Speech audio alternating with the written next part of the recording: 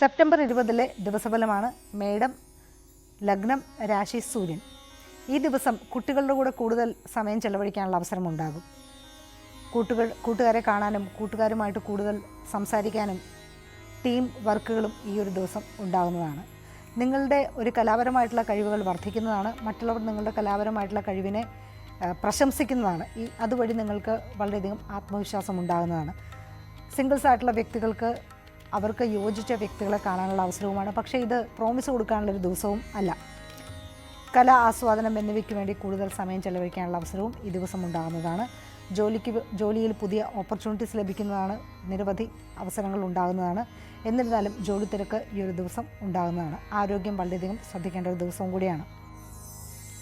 ഇടവം, രാശി, ലഗ്നം, സൂര്യൻ ഇവർക്ക് വേണ്ടിയിട്ടുള്ള സെപ്റ്റംബർ 20 ദിവസഫലമാണ്. ഈ ദിവസം നിങ്ങൾക്ക് വീട്ടിൽ ധാരാളം ജോലികളുണ്ടായിരിക്കാം. ജോലികൾ ഉണ്ടാകും. വീട് വിൽക്കുക, വാങ്ങുക, വീട് മോടി പിടിപ്പിക്കുക എന്നിവയ്ക്ക് വേണ്ടിയിട്ട് കൂടുതൽ സമയം നിങ്ങൾ ചെലവഴിക്കുന്നതാണ്. വീട്ടിൽ അതിഥികൾ വരുന്നതാണ്. അല്ലെങ്കിൽ നിങ്ങൾ മറ്റുള്ളവരുടെ വീട്ടിലേക്ക് പോകുന്നതാണ്. നിങ്ങളുടെ സുഹൃത്തുക്കളെ കാണാനും അവരുമായിട്ട് പല കാര്യങ്ങൾ പങ്കുവയ്ക്കാനും ഇതൊരു നല്ലൊരു സമയം കൂടിയാണ്. ഈ ഒരു ദിവസം നിങ്ങളുടെ മാതാവിന് വളരെ അനുകൂലമായിട്ടുള്ളൊരു സമയമാണ്.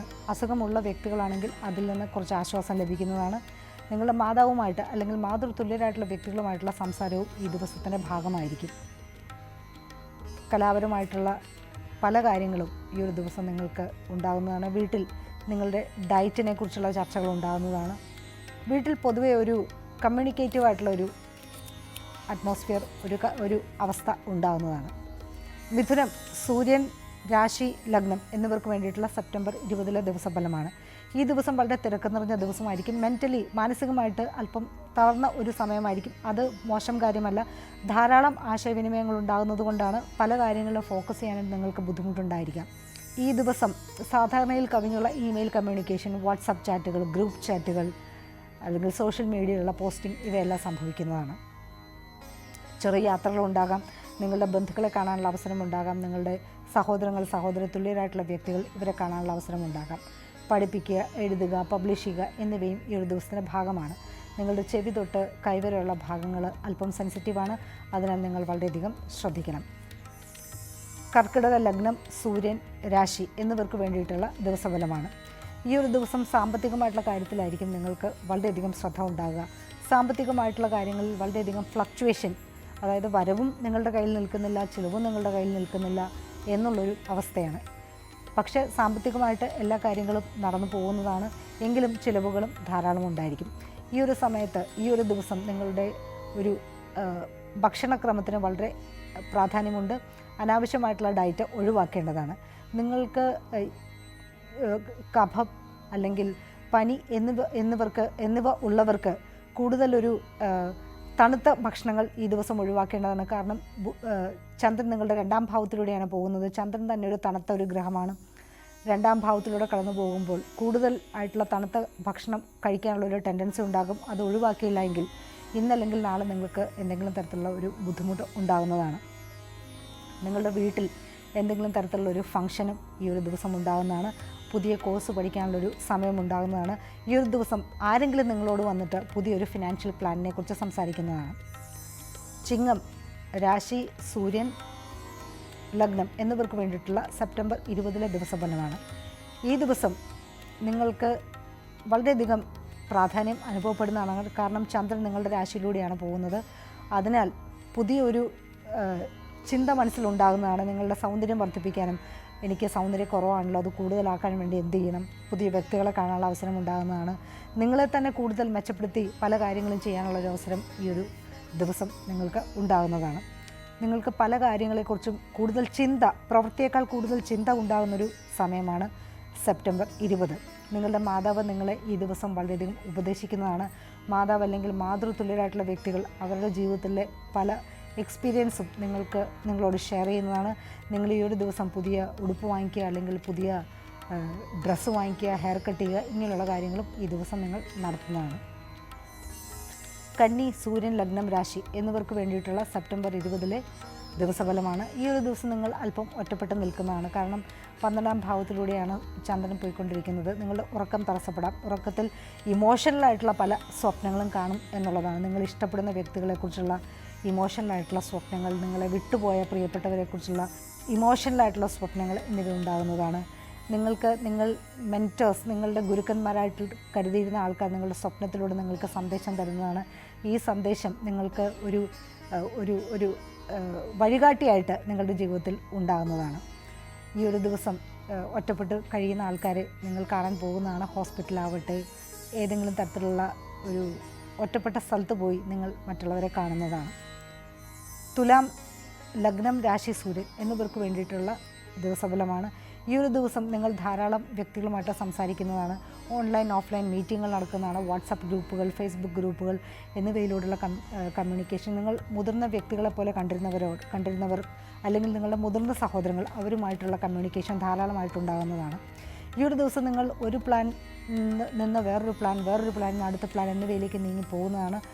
കൂട്ടുകെട്ടുകളുമായിട്ടുള്ള കൂടുതൽ സമയം ഉണ്ടാകുന്നതാണ്. പാർട്ടികൾ അല്ലെങ്കിൽ കലാപരമായിട്ടുള്ള എന്തെങ്കിലും പ്രോഗ്രാമുകൾ ഒക്കെ ഈ ഒരു സമയം ഉണ്ടാകുന്നതാണ്. കുട്ടികൾക്ക് വേണ്ടിയിട്ടുള്ള പല പ്ലാനുകളും നിങ്ങൾ ഏറ്റെടുക്കുന്നതാണ്. ചാരിറ്റി ചെയ്യുന്നവർക്ക് വളരെ ഇമ്പോർട്ടൻ്റ് ആയിട്ടുള്ള സമയമാണ്. സ്കോർപ്പിയോ, വൃശ്ചിക രാശി, ലഗ്നം, സൂര്യൻ എന്നിവർക്ക് കരിയർ ആയിരിക്കും ഈ ഒരു ദിവസം വളരെ പ്രധാനമായിട്ടുണ്ടാകുക. കരിയറിനെ കുറിച്ചുള്ള ആലോചന ഉണ്ടാകാം. കരിയറിൽ അടുത്ത സ്റ്റെപ്പ് എന്താണ് എന്നുള്ള ആലോചനയും ഈ ദിവസം ഉണ്ടാകാവുന്നതാണ്. റെസ്യൂം അയക്കാനുള്ള അവസരങ്ങൾ ഈ ഒരു ദിവസം, ചിലപ്പോൾ നിങ്ങൾ ജോബ് പോർട്ടലിലൂടെ പോകുമ്പോൾ നിങ്ങൾക്ക് അനുകൂലമായിട്ടുള്ള പല പോസ്റ്റിങ്ങും അവിടെ കാണുന്നതാണ്. നിങ്ങളുടെ വീട്ടിൽ ഈ ദിവസം അതിഥികൾ വരുന്നതാണ്. നിങ്ങൾക്ക് വർക്ക് ഫ്രം ഹോം ഓപ്പർച്യൂണിറ്റീസും കിട്ടുന്നതാണ്. നിങ്ങളുടെ പിതാവിൻ്റെ കയ്യിൽ നിന്ന് അല്പം പണം ചിലവാകുന്ന ഒരു ദിവസവും കൂടിയാണ്. ധനു രാശി, ലഗ്നം, സൂര്യൻ നിങ്ങൾക്ക് നിങ്ങളുടെ യാത്രകളെക്കുറിച്ചുള്ള പല ചർച്ചകളും ഉണ്ടാകുന്നതാണ്. ദൂരയാത്രകൾക്കുള്ള പ്ലാനുകൾ, ദൂരദേശത്തുള്ള വാർത്ത ലഭിക്കാനുള്ള പ്ലാനുകൾ, എഴുതാനും പഠിപ്പിക്കാനും പബ്ലിഷ് ചെയ്യാനും മീഡിയയിൽ വരാനും ഉള്ള അവസരങ്ങളും ഈ ദിവസം ധാരാളമായിട്ടുണ്ടാകുന്നതാണ്. ഈ ഒരു ദിവസം നിങ്ങൾക്ക് ആത്മീയമായിട്ടുള്ള കാര്യങ്ങളോട് ധാരാളം താല്പര്യമുണ്ടാകുന്നതാണ്. സ്പിരിച്വൽ പുസ്തകങ്ങൾ വായിക്കുക, സ്പിരിച്വൽ ആയിട്ടുള്ള കാര്യങ്ങൾ ചെയ്യുക, അമ്പലത്തിൽ പോവുക, പള്ളികളിൽ പോവുക. ഈ ഒരു ദിവസം അങ്ങനെയുള്ള കാര്യങ്ങൾ സംഭവിക്കുന്നതാണ്. ആത്മീയ രംഗത്ത് പ്രവർത്തിക്കുന്നവരുമായിട്ടുള്ള സംവാദവും ഈ ഒരു ദിവസം ഉണ്ടാകുന്നതാണ്. മകരം രാശി, ലഗ്നം, സൂര്യൻ എന്നിവർക്ക് സാമ്പത്തികമായിട്ടുള്ള വിഷയമായിരിക്കും ഈ ഒരു ദിവസം വളരെയധികം പ്രധാനമായിട്ടുള്ളത്. സാമ്പത്തികമായിട്ടുള്ള ധാരാളം ചിലവുകൾ ഉണ്ടാകുന്നൊരു സമയമാണ്. നിങ്ങൾ അത് കൺട്രോൾ ചെയ്തില്ല എങ്കിൽ ദീർഘനാളേക്കുള്ള സാമ്പത്തികമായിട്ടുള്ള ട്രബിൾ ഉണ്ടാകുന്നതാണ്. നിങ്ങളുടെ ഭർത്താവിൻ്റെ ബന്ധുക്കൾ, ഭാര്യയുടെ ബന്ധുക്കൾ എന്നിവരുമായിട്ടുള്ള തർക്കങ്ങളും ഈ ദിവസം ഉണ്ടാകുന്നതാണ്. ലോണുകളെക്കുറിച്ചുള്ള ആലോചനയും ലോൺ വീട്ടാനുള്ള ആലോചനയും നേരത്തെ വാങ്ങിച്ച ലോണുകൾ തിരിച്ചടയ്ക്കാനുള്ള അവസരവും ഈ ദിവസം ഉണ്ടാകുന്നതാണ്. കുംഭം രാശി, ലഗ്നം, സൂര്യൻ എന്നിവർക്ക് ഈ ഒരു ദിവസം ബന്ധങ്ങളെക്കുറിച്ചുള്ള ചർച്ചകളായിരിക്കും ഉണ്ടാകുക. ഈ ബന്ധങ്ങൾ തുടർന്ന് പോകണമോ, ബന്ധങ്ങൾ കണ്ടിന്യൂ ചെയ്യണമോ, ബന്ധങ്ങളെ ഉപേക്ഷിക്കണമോ എന്നുള്ള ചിന്ത ഉണ്ടാകുന്നതാണ്. വിദേശത്തുള്ള ന്യൂസുകൾ വരാം. അതുപോലെ തന്നെ ബിസിനസ് ബന്ധങ്ങൾ, ബിസിനസ് എഗ്രിമെൻറ്റ് സൈൻ ചെയ്യാം, പുതിയ ബിസിനസ് ഐഡിയാസ് ഉണ്ടാകാം. അങ്ങനെയുള്ള കാര്യങ്ങളെല്ലാം ഈ ദിവസം ഉണ്ടാകുന്നതാണ്. നിങ്ങൾക്ക് സാമ്പത്തികമായിട്ടുള്ള കാര്യങ്ങളും ഈ ഒരു ദിവസം വളരെ ഇമ്പോർട്ടൻ്റ് ആണ്. സാമ്പത്തികമായിട്ടുള്ള ചിലവുകൾ ഉണ്ടാകാം, പെട്ടെന്നുള്ള ചിലവുകൾ ഉണ്ടാകാം. അതിലേക്ക് പ്രിപ്പയർഡ് ആയിട്ടിരിക്കണം എന്നുള്ളതാണ്. മീനം രാശി, ലഗ്നം, സൂര്യൻ ഇവർക്ക് ഈ ഒരു ദിവസം ജോലി സ്ഥലത്ത് വളരെയധികം പ്രാധാന്യമുണ്ടാകും. ജോലിയെക്കുറിച്ചുള്ള ഒരു കൺസേൺ ഉണ്ടാകുന്നതാണ്. കോമ്പറ്റീറ്റീവ് ആയിട്ടുള്ള പ്രൊജക്റ്റുകൾ ഉണ്ടാകുന്നതാണ്. നിങ്ങളുടെ ജോലിയെ മറ്റുള്ളവർ ശ്രദ്ധാപൂർവം വീക്ഷിക്കുന്നതാണ്. ജോലിയിൽ പെർഫെക്ഷൻ അല്പം കുറവായതുകൊണ്ട് മറ്റുള്ളവർ നിങ്ങളെ വിമർശിക്കുന്ന ഒരു ദിവസവും കൂടിയാണ്. PSC എക്സാം അല്ലെങ്കിൽ എന്തെങ്കിലും തരത്തിലുള്ള കോമ്പറ്റീറ്റീവ് എക്സാം അല്ലെങ്കിൽ സ്പോർട്സ് പോലുള്ള കോമ്പറ്റീറ്റീവ് ആയിട്ടുള്ള എന്തെങ്കിലും പരിപാടികളും ഈ ദിവസം നടക്കുന്നതാണ്. ഇതാണ് മീനം രാശി, ലഗ്നം ഇവർക്കുള്ള ദിവസഫലം. സെപ്റ്റംബർ 22 തൊട്ട് സെപ്റ്റംബർ 28 വരെയുള്ള ദിവസങ്ങളിൽ, അത് ഒരാഴ്ച, ഈ ദിവസങ്ങളിൽ ജോലിക്ക് കൂടുതൽ സാധ്യതയുള്ള സൂര്യരാശിക്കാരെക്കുറിച്ചാണ് പറയുന്നത്. ആദ്യമായി പറയട്ടെ, നിങ്ങളുടെ മഹാദശ അപഹാരമാണ് ഏറ്റവും ഇമ്പോർട്ടൻ്റ് ആയിട്ടുള്ള ഒരു ഗോചരം. സൂര്യരാശി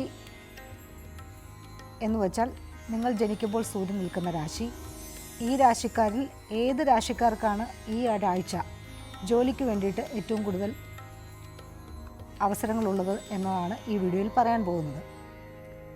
ഇതിനർത്ഥം നിങ്ങൾക്ക് ഈ ആഴ്ച ജോലി കിട്ടുമെന്നല്ല, പക്ഷേ നിങ്ങളുടെ പരിശ്രമം ഒന്നും കൂടി വർദ്ധിപ്പിച്ചാൽ ജോലിക്ക് വേണ്ടിയിട്ടുള്ള കൂടുതൽ അവസരങ്ങൾ ഭാവിയിൽ ഉണ്ടാകുമെന്നുള്ളതാണ്.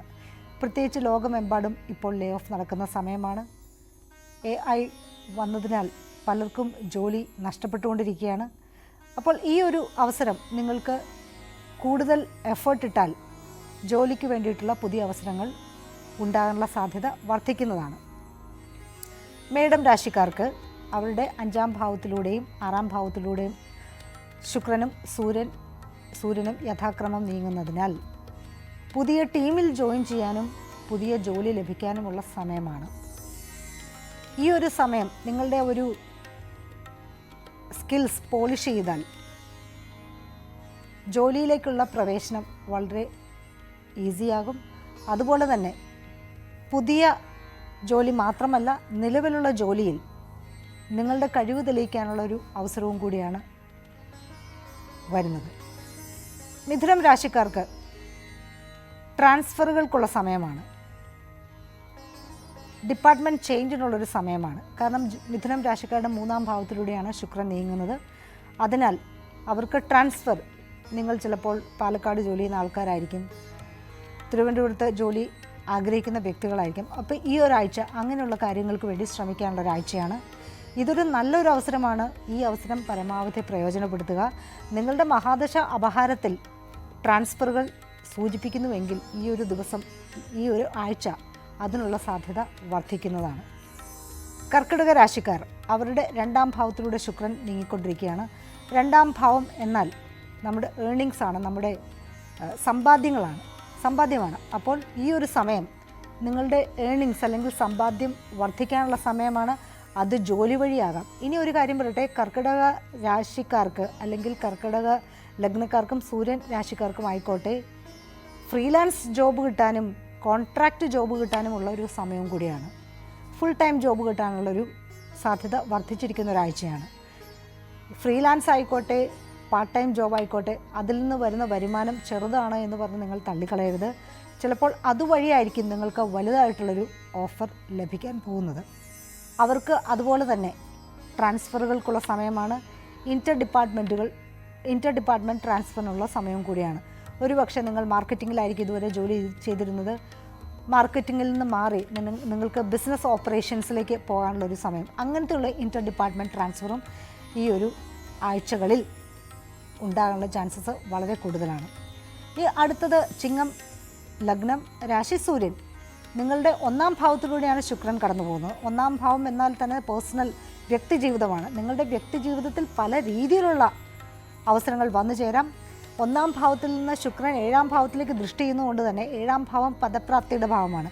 7ാം ഭാവത്തിലേക്ക് ദൃഷ്ടി ചെയ്യുന്നത് കൊണ്ട് തന്നെ പുതിയ ഓഫർ ലഭിക്കാനുള്ള ചാൻസസ് വളരെ കൂടുതലാണ്. പുതിയ ഓഫറുകൾ ലഭിക്കുക, പുതിയ കോൺട്രാക്റ്റുകൾ ലഭിക്കുക, പുതിയ ബിസിനസ് ഡീലുകൾ സൈൻ ചെയ്യുക, ഇതിനുള്ള അവസരങ്ങളെല്ലാം തന്നെ ഈ ഒരു ആഴ്ചകളിൽ വർദ്ധിച്ചു വരുന്നതാണ്. നേരത്തെ പറഞ്ഞ പോലെ തന്നെ നിങ്ങളുടെ മഹാദശ അപഹാരം ഇതിനെ സപ്പോർട്ട് ചെയ്യുന്നുവെങ്കിൽ തീർച്ചയായിട്ടും ഈ ആഴ്ചകളിൽ അതിലേക്കുള്ള പ്രോഗ്രസ് ഉണ്ടാകുന്നതാണ്.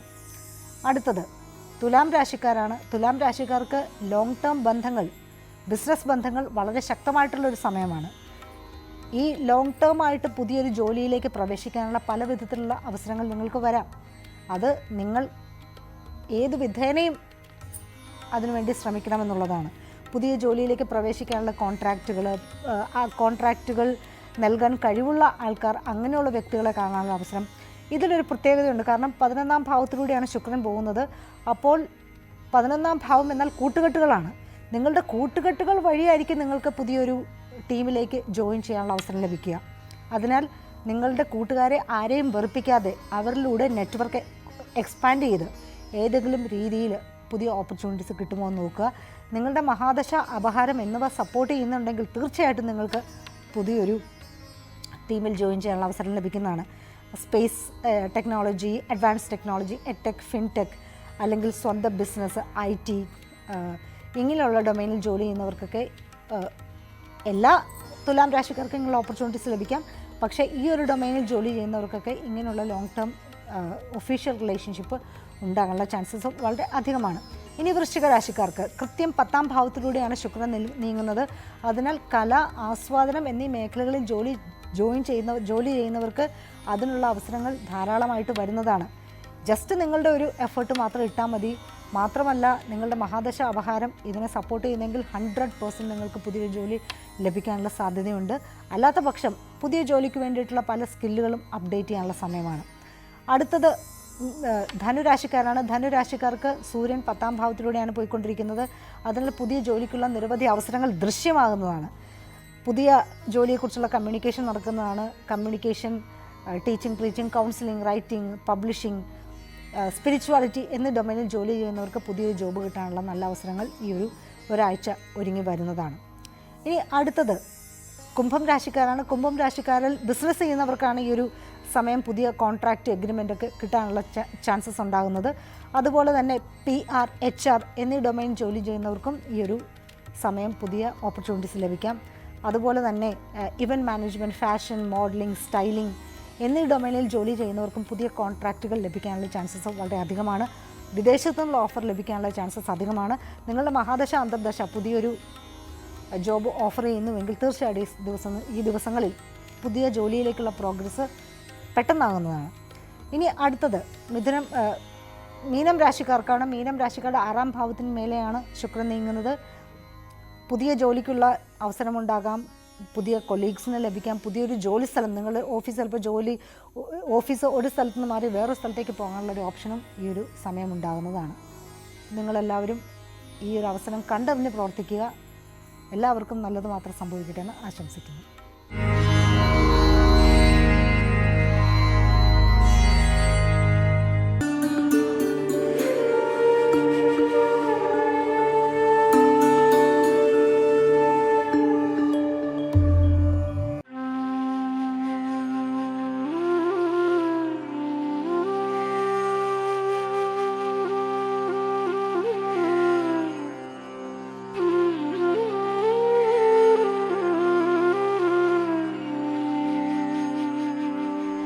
കേരളത്തിന്റെ സാംസ്കാരികവും ആത്മീയവുമായ ഹൃദയഭാഗത്ത് പാലക്കാട് ജില്ലയിലെ പല്ലശ്ശന ഗ്രാമത്തിൽ സ്ഥിതി ചെയ്യുന്ന മീൻകുളത്തി ഭഗവതി ക്ഷേത്രം ഭക്തരുടെ മനസ്സിൽ അതുല്യമായ സ്ഥാനം വഹിക്കുന്നു. മധുരൈ മീനാക്ഷി അമ്മന്റെ ഒരു ഭാവമായി ആരാധിക്കപ്പെടുന്ന മീൻകുളത്തി ഭഗവതിക്ക് മീനിനെ പോലുള്ള മനോഹരമായ കണ്ണുകൾ എന്നതിന്റെ പ്രതീകമായാണ് ഈ പേര് ലഭിച്ചത്. മീൻകുളത്തി എന്നാൽ മത്സ്യങ്ങൾ നിറഞ്ഞ കുളത്തിന്റെ ദേവി എന്നാണ് അർത്ഥമാക്കുന്നത്. പഴയകാവ്, മീമ്പ്രക്കുളങ്ങര ദേവി എന്നീ നാമങ്ങളിലും അറിയപ്പെടുന്ന ഈ ക്ഷേത്രം കേരളീയ ശൈലിയിലുള്ള വാസ്തുവിദ്യയും നൂറ്റാണ്ടുകൾ പഴക്കമുള്ള ഐതിഹ്യവും വർണ്ണാഭമായ ഉത്സവങ്ങളും കൊണ്ട് പ്രശസ്തമാണ്. തമിഴ്നാട്ടിൽ നിന്നും കേരളത്തിൽ നിന്നും ഭക്തർ എത്തുന്ന ഈ ക്ഷേത്രം വിശ്വാസത്തിന്റെയും സംസ്കാരത്തിന്റെയും ഒരു സമുന്നയ കേന്ദ്രമാണ്. മീൻകുളത്തി ഭഗവതി ക്ഷേത്രത്തിന്റെ ഉത്ഭവം നൂറ്റാണ്ടുകൾക്ക് മുൻപ് തമിഴ്നാട്ടിലെ ചിദംബരത്ത് നിന്നുള്ള വീരശൈവ മന്നാടിയാർ കുടുംബവുമായി ബന്ധപ്പെട്ടിരിക്കുന്നു. കടുത്ത വരൾച്ചയെ തുടർന്ന് ഈ കുടുംബം മധുരൈ മീനാക്ഷി ദേവിയെ ആരാധിച്ചുകൊണ്ട് കേരളത്തിലെ പല്ലശ്ശനയിൽ സ്ഥിരതാമസമാക്കി. അവർ തങ്ങളുടെ കുടുംബദേവതയായ മീനാക്ഷിയുടെ ഒരു ശില എടുത്തുകൊണ്ടാണ് യാത്ര തിരിച്ചത്. ഈ ശിലയെ അവർ തങ്ങളുടെ വഴികാട്ടിയും സുഹൃത്തുമായി കണക്കാക്കി ദിവസവും പൂജിച്ചിരുന്നു. ഒരു ദിവസം കുടുംബത്തിലെ മുതിർന്ന അംഗമായ ഒരു വൃദ്ധൻ പ്രായാധിക്യം മൂലം മധുരൈ ക്ഷേത്രത്തിലേക്കുള്ള യാത്ര തുടരാൻ കഴിയാതെ വന്നപ്പോൾ വീടിനടുത്തുള്ള കുളത്തിൽ കുളിക്കാനിറങ്ങി. അദ്ദേഹം തന്റെ ഓലക്കുടയും വിലപിടിപ്പുള്ള വസ്തുക്കളും കരയിൽ വെച്ചു. കുളി കഴിഞ്ഞ് തിരികെ വന്നപ്പോൾ ആ കുടയും ശിലയും ഉയർത്താൻ കഴിഞ്ഞില്ല. അവ നിലത്ത് ഉറച്ചിരുന്നു.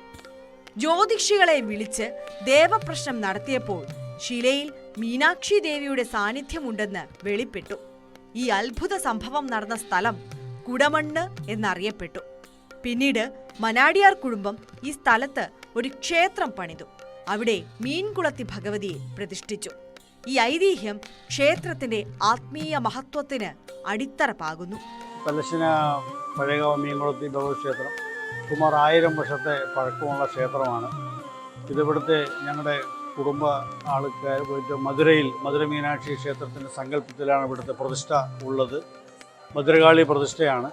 മധുര മീനാക്ഷിയെ ഇവിടുത്തെ ഒരു കാരണവർ ഗുരുദേവൻ ദിവസം പോയി തൊഴുത് അദ്ദേഹം ആരാധിച്ച് വന്ന് ആ ഭഗവാനെ കൊണ്ടുവരുന്ന സമയത്ത് ലാസ്റ്റ് വയസ്സാകുന്ന സമയത്ത് അദ്ദേഹത്തിന് പ്രായാധിക്യം കൊണ്ട് ഇനി വരാൻ പറ്റില്ല എന്ന് പറഞ്ഞതിൻ്റെ അടിസ്ഥാനത്തിൽ അദ്ദേഹം പ്രാർത്ഥിച്ചു വരികയും അതോടൊപ്പം തന്നെ ഭഗവതി കൊടയിൽ വരികയും ചെയ്തതാണ്. ഭഗവതി മൂലസ്ഥാനം കൊടുമണ്ണ് ക്ഷേത്രത്തിൻ്റെ അടുത്ത് കുളത്തിൽ കുളിക്കാൻ ഇറങ്ങുന്ന സമയത്ത് കൊട കുളത്തിൽ വെച്ച് കുളിക്കാൻ ഇറങ്ങുന്ന സമയത്ത് അദ്ദേഹം കുളിച്ച് കഴിഞ്ഞ ശേഷം കുട എടുക്കുന്ന സമയത്ത് കുട നൂറുന്നില്ല.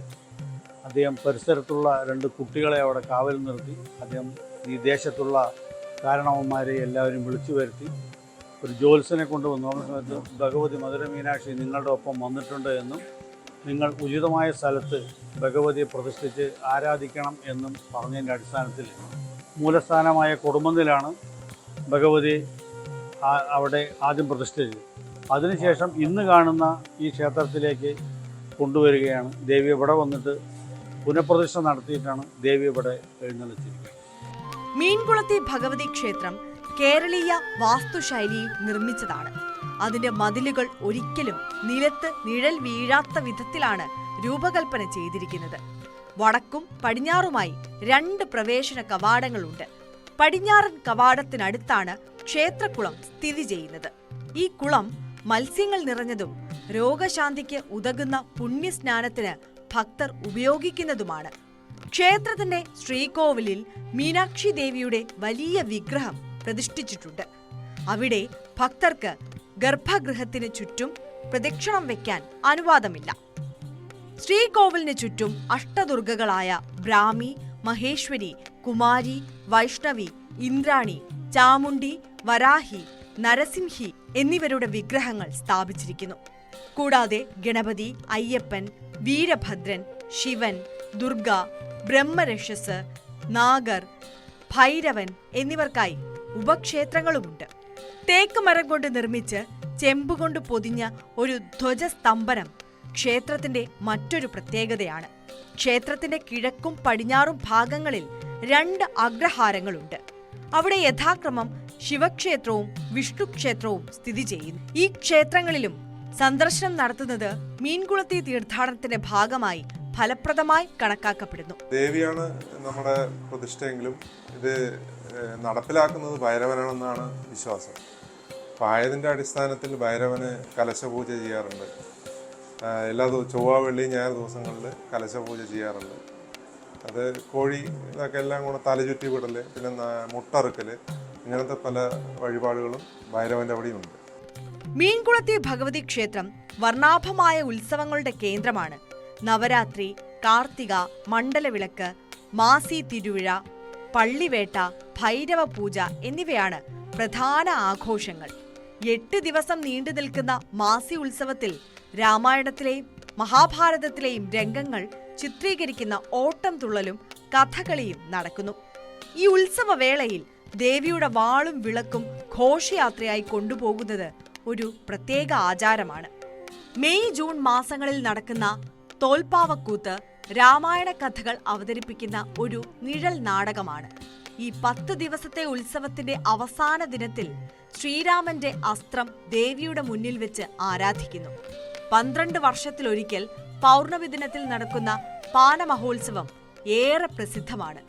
4 ദിവസം നീണ്ടു നിൽക്കുന്ന ഈ ഉത്സവത്തിൽ തീയിലൂടെയുള്ള നടത്തവും ദാരുകന്റെ വധത്തെ പ്രതിനിധീകരിക്കുന്ന ആചാരങ്ങളും നടക്കുന്നു. ക്ഷേത്രത്തിലെ പ്രധാന വഴിപാടുകളിൽ ദിവസപൂജ, നിറമാല, മഹാഗണപതി ഹോമം, തിരുവാഭരണം ചാർത്തൽ, ചന്ദനം ചാർത്തൽ, ചാന്താട്ടം, ത്രികാലപൂജ, പണപ്പായസം, നിറപ്പറപ്പണം എന്നിവ ഉൾപ്പെടുന്നു. ചൊവ്വ, വെള്ളി, ഞായർ ദിവസങ്ങളിൽ മാത്രം നടത്തുന്ന പണപ്പായസം ഒരു വിശേഷ വഴിപാടാണ്. ഭാഗ്യസൂക്തവും ഐക്യമത സൂക്തവും പാരായണം ചെയ്യുന്ന പ്രത്യേക പൂജകളും ശത്രുദോഷ നിവാരണത്തിനായി ചാന്താട്ടവും നടത്തപ്പെടുന്നു. നിറപ്പറപ്പണം എന്ന വഴിപാട് ഐശ്വര്യവും ആഗ്രഹ സഫലീകരണവും നൽകുമെന്നാണ് വിശ്വാസം. ക്ഷേത്രം ഞായർ, ചൊവ്വ, വെള്ളി ദിവസങ്ങളിൽ രാവിലെ 5:30 മുതൽ ഉച്ചയ്ക്ക് 12:30 വരെയും മറ്റ് ദിവസങ്ങളിൽ രാവിലെ 5:30 മുതൽ രാവിലെ 10:30 വരെയും തുറന്നിരിക്കും. എല്ലാ ദിവസവും വൈകുന്നേരം 5:30 മുതൽ രാത്രി 8 വരെ ദർശനത്തിനായി ക്ഷേത്രം തുറന്നിരിക്കും. ത്രികാല പൂജകൾ രാവിലെ 7:30, ഉച്ചയ്ക്ക് 11:30, വൈകിട്ട് 7:30 എന്നീ സമയങ്ങളിൽ നടക്കുന്നു. പല്ലശ്ശന പാലക്കാട് പട്ടണത്തിൽ നിന്ന് ഏകദേശം 18-20 കിലോമീറ്റർ അകലെയാണ്. കോയമ്പത്തൂരിൽ നിന്ന് 70 കിലോമീറ്റർ ദൂരമുണ്ട്. പാലക്കാട്, തൃശൂർ, കോയമ്പത്തൂർ എന്നിവിടങ്ങളിൽ നിന്ന് KSRTC സ്വകാര്യ ബസ്സുകൾ മുഖേന ക്ഷേത്രത്തിലെത്താം. കൊടുങ്ങല്ലൂർ, കുന്നശ്ശേരി, പല്ലാവൂർ, ആലത്തൂർ എന്നീ വഴികളിലൂടെയും യാത്ര സാധ്യമാണ്. ടാക്സി വാടകയ്ക്കെടുക്കുന്നതിന് 500 രൂപയോ അതിൽ കൂടുതലോ ചെലവ് വരും. ക്ഷേത്ര മൈതാനത്ത് വാഹന പാർക്കിംഗ് സൗകര്യവും ദൂരദേശങ്ങളിൽ നിന്നെത്തുന്ന ഭക്തർക്ക് താമസ സൗകര്യവും ലഭ്യമാണ്. എന്നാൽ സമീപമുള്ള പാലക്കാട് പട്ടണത്തിൽ താമസിക്കുന്നതാണ് കൂടുതൽ സൗകര്യപ്രദമായി ശുപാർശ ചെയ്യപ്പെടുന്നത്. നിരവധിയായിട്ടുള്ള രാഷ്ട്രീയ, സാമൂഹിക, കലാപരംഗത്തുള്ള ആളുകൾ ഇവിടെ സ്ഥിരം വരാറുണ്ട്. ഈ അമ്പലത്തിലെ അനുഗ്രഹം തേടി വരാറുണ്ട്. അതിൽ എടുത്തു പറയുന്നത് തമിഴ്നാടിൻ്റെ മുഖ്യമന്ത്രിയായിരുന്ന ഡോക്ടർ ജയലളിത അവരുടെ പിറന്നാൾ ഇവിടെ ആഘോഷിക്കുകയുണ്ടായി.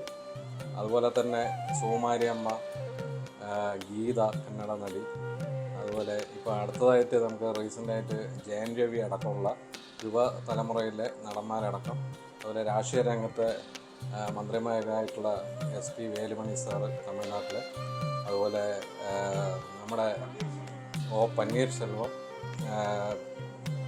രാധാകൃഷ്ണൻ, ഉടമല രാധാകൃഷ്ണൻ എന്നീ ഈവൻ കേരളത്തിലെ തന്നെ പ്രതിപക്ഷ നേതാവ്, മുൻ പ്രതിപക്ഷ നേതാവ് ശ്രീ രമേശ് ചെന്നിത്തല, അതുപോലെ തന്നെ ഇപ്പോഴത്തെ പ്രതിപക്ഷ നേതാവ് ശ്രീ VD സതീശൻ അടക്കം നിരവധിയായിട്ടുള്ള ആളുകൾ ഈ അമ്പലത്തിൽ വന്ന് വഴിപാടുകൾ കഴിക്കുകയും അവരുടെ അനുഗ്രഹത്തിന് പാത്രീഭൂതരാകുകയും ചെയ്തു. മീൻകുളത്തി ഭഗവതി ക്ഷേത്രം മനാടിയാർ സമുദായത്തിന്റെ ആത്മീയവും സാംസ്കാരികവുമായ കേന്ദ്രമാണ്. 110 മനകളിലായി വളർന്ന ഈ സമുദായം ക്ഷേത്ര ഉത്സവങ്ങളുടെ നടത്തിപ്പിൽ സജീവമായി പങ്കെടുക്കുന്നു. ക്ഷേത്രത്തിന്റെ ആചാരങ്ങളും ഉത്സവങ്ങളും കേരളത്തിന്റെയും തമിഴ്നാടിന്റെയും സംസ്കാരങ്ങളുടെ സമന്വയത്തെ പ്രതിനിധീകരിക്കുന്നു. മന്നാടിയാർ കുടുംബത്തിന്റെ വജ്രവ്യാപാര പാരമ്പര്യവും മീനാക്ഷി ദേവിയോടുള്ള അവരുടെ ഭക്തിയും ഈ ക്ഷേത്രത്തിന്റെ ചരിത്രത്തിൽ ആഴത്തിൽ വേരൂന്നിയിരിക്കുന്നു. മീൻകുളത്തി ഭഗവതി ക്ഷേത്രം വിശ്വാസത്തിന്റെയും പാരമ്പര്യത്തിന്റെയും ഒരു ജീവനുള്ള പ്രതീകമാണ്. ഒരു ഓലക്കുടയിൽ ദേവിയുടെ സാന്നിധ്യമായി എത്തിയ ഐതിഹ്യവും കേരളീയ വാസ്തുശൈലിയിൽ നിർമ്മിതമായ ക്ഷേത്രവും വർണ്ണാഭമായ ഉത്സവങ്ങളും ഈ ക്ഷേത്രത്തെ ഒരു തീർത്ഥാടന കേന്ദ്രമാക്കി മാറ്റുന്നു. ഭക്തർക്ക് ആത്മീയ ശാന്തിയും സാംസ്കാരിക അനുഭവവും രോഗശാന്തിയും നൽകുന്ന ഈ ക്ഷേത്രം പല്ലശ്ശന ഗ്രാമത്തിന്റെ ഹൃദയമാണ്. പാലക്കാടിന്റെ പച്ചപ്പ് നിറഞ്ഞ നെൽവയലുകൾക്കിടയിലൂടെ ഈ ക്ഷേത്രത്തിലേക്കുള്ള യാത്ര ഭക്തിയുടെയും പ്രകൃതി ഭംഗിയുടെയും ഒരു അനുഭവമാണ്.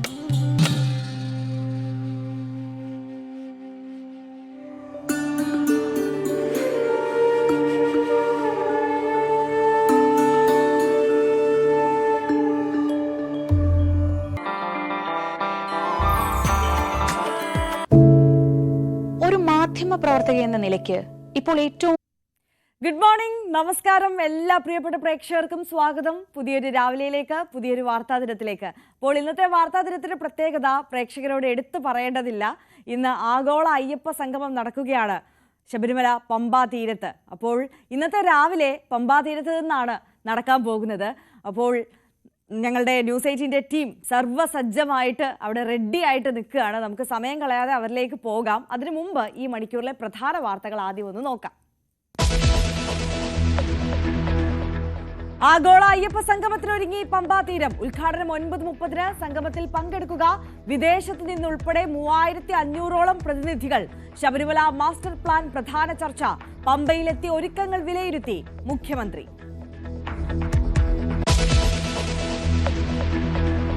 സംസ്ഥാനത്ത് ആശങ്കയായി അമീബിക് മസ്തിഷ്ക ജ്വരം. ഇന്നലെ മരിച്ചത് ചാവക്കാട് സ്വദേശി. നിലവിൽ 7 പേർ കോഴിക്കോട് മാത്രം ചികിത്സയിൽ. മെഡിക്കൽ കോളേജിൽ 2 മാസത്തിനിടെ 7 മരണം.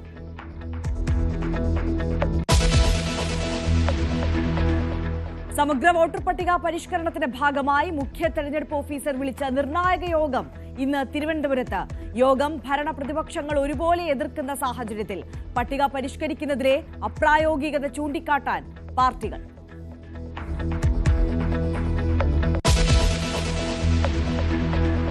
ഗാസയിൽ ആക്രമണം കൂടുതൽ കടുപ്പിച്ച് ഇസ്രായേൽ. 24 മണിക്കൂറിനിടെ കൊല്ലപ്പെട്ടത് 50ഓളം പേർ. രക്ഷാപാത അടച്ചതോടെ അൽ റഷീദ് റോഡിൽ കുടുങ്ങിക്കിടക്കുന്നത് ആയിരങ്ങൾ. ഇസ്രായേലിന് കൂടുതൽ ആയുധങ്ങൾ നൽകാൻ അമേരിക്ക.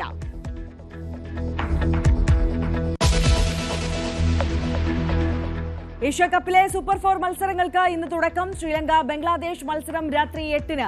അവസാന ഗ്രൂപ്പ് മത്സരത്തിൽ ഇന്ത്യയെ വിറപ്പിച്ച ഒമാൻ. മൂന്നാമനായി ഇറങ്ങി സഞ്ജു സാംസണ് അർദ്ധ സെഞ്ചുറി.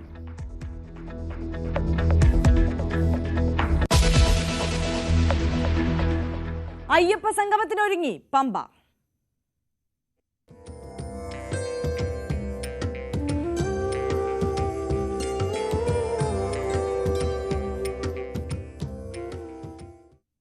അങ്ങനെ ആഗോള അയ്യപ്പ സംഗമത്തിന് ഒരുങ്ങിയിരിക്കുകയാണ് പമ്പാ തീരം. 9:30 മണപ്പുറത്ത് ഒരുക്കിയിരിക്കുന്ന വേദിയിൽ മുഖ്യമന്ത്രി പിണറായി വിജയൻ ഉദ്ഘാടനം നിർവഹിക്കും. ദേവസ്വം മന്ത്രി VN വാസവൻ അധ്യക്ഷനാകും. 12 മണിവരെ ചടങ്ങ് നീളുമെന്നാണ് വിവരം. ഇതിനുശേഷമാകും അയ്യപ്പ സംഗമത്തിന്റെ ഭാഗമായുള്ള വിവിധ സെഷനുകൾ നടക്കുക.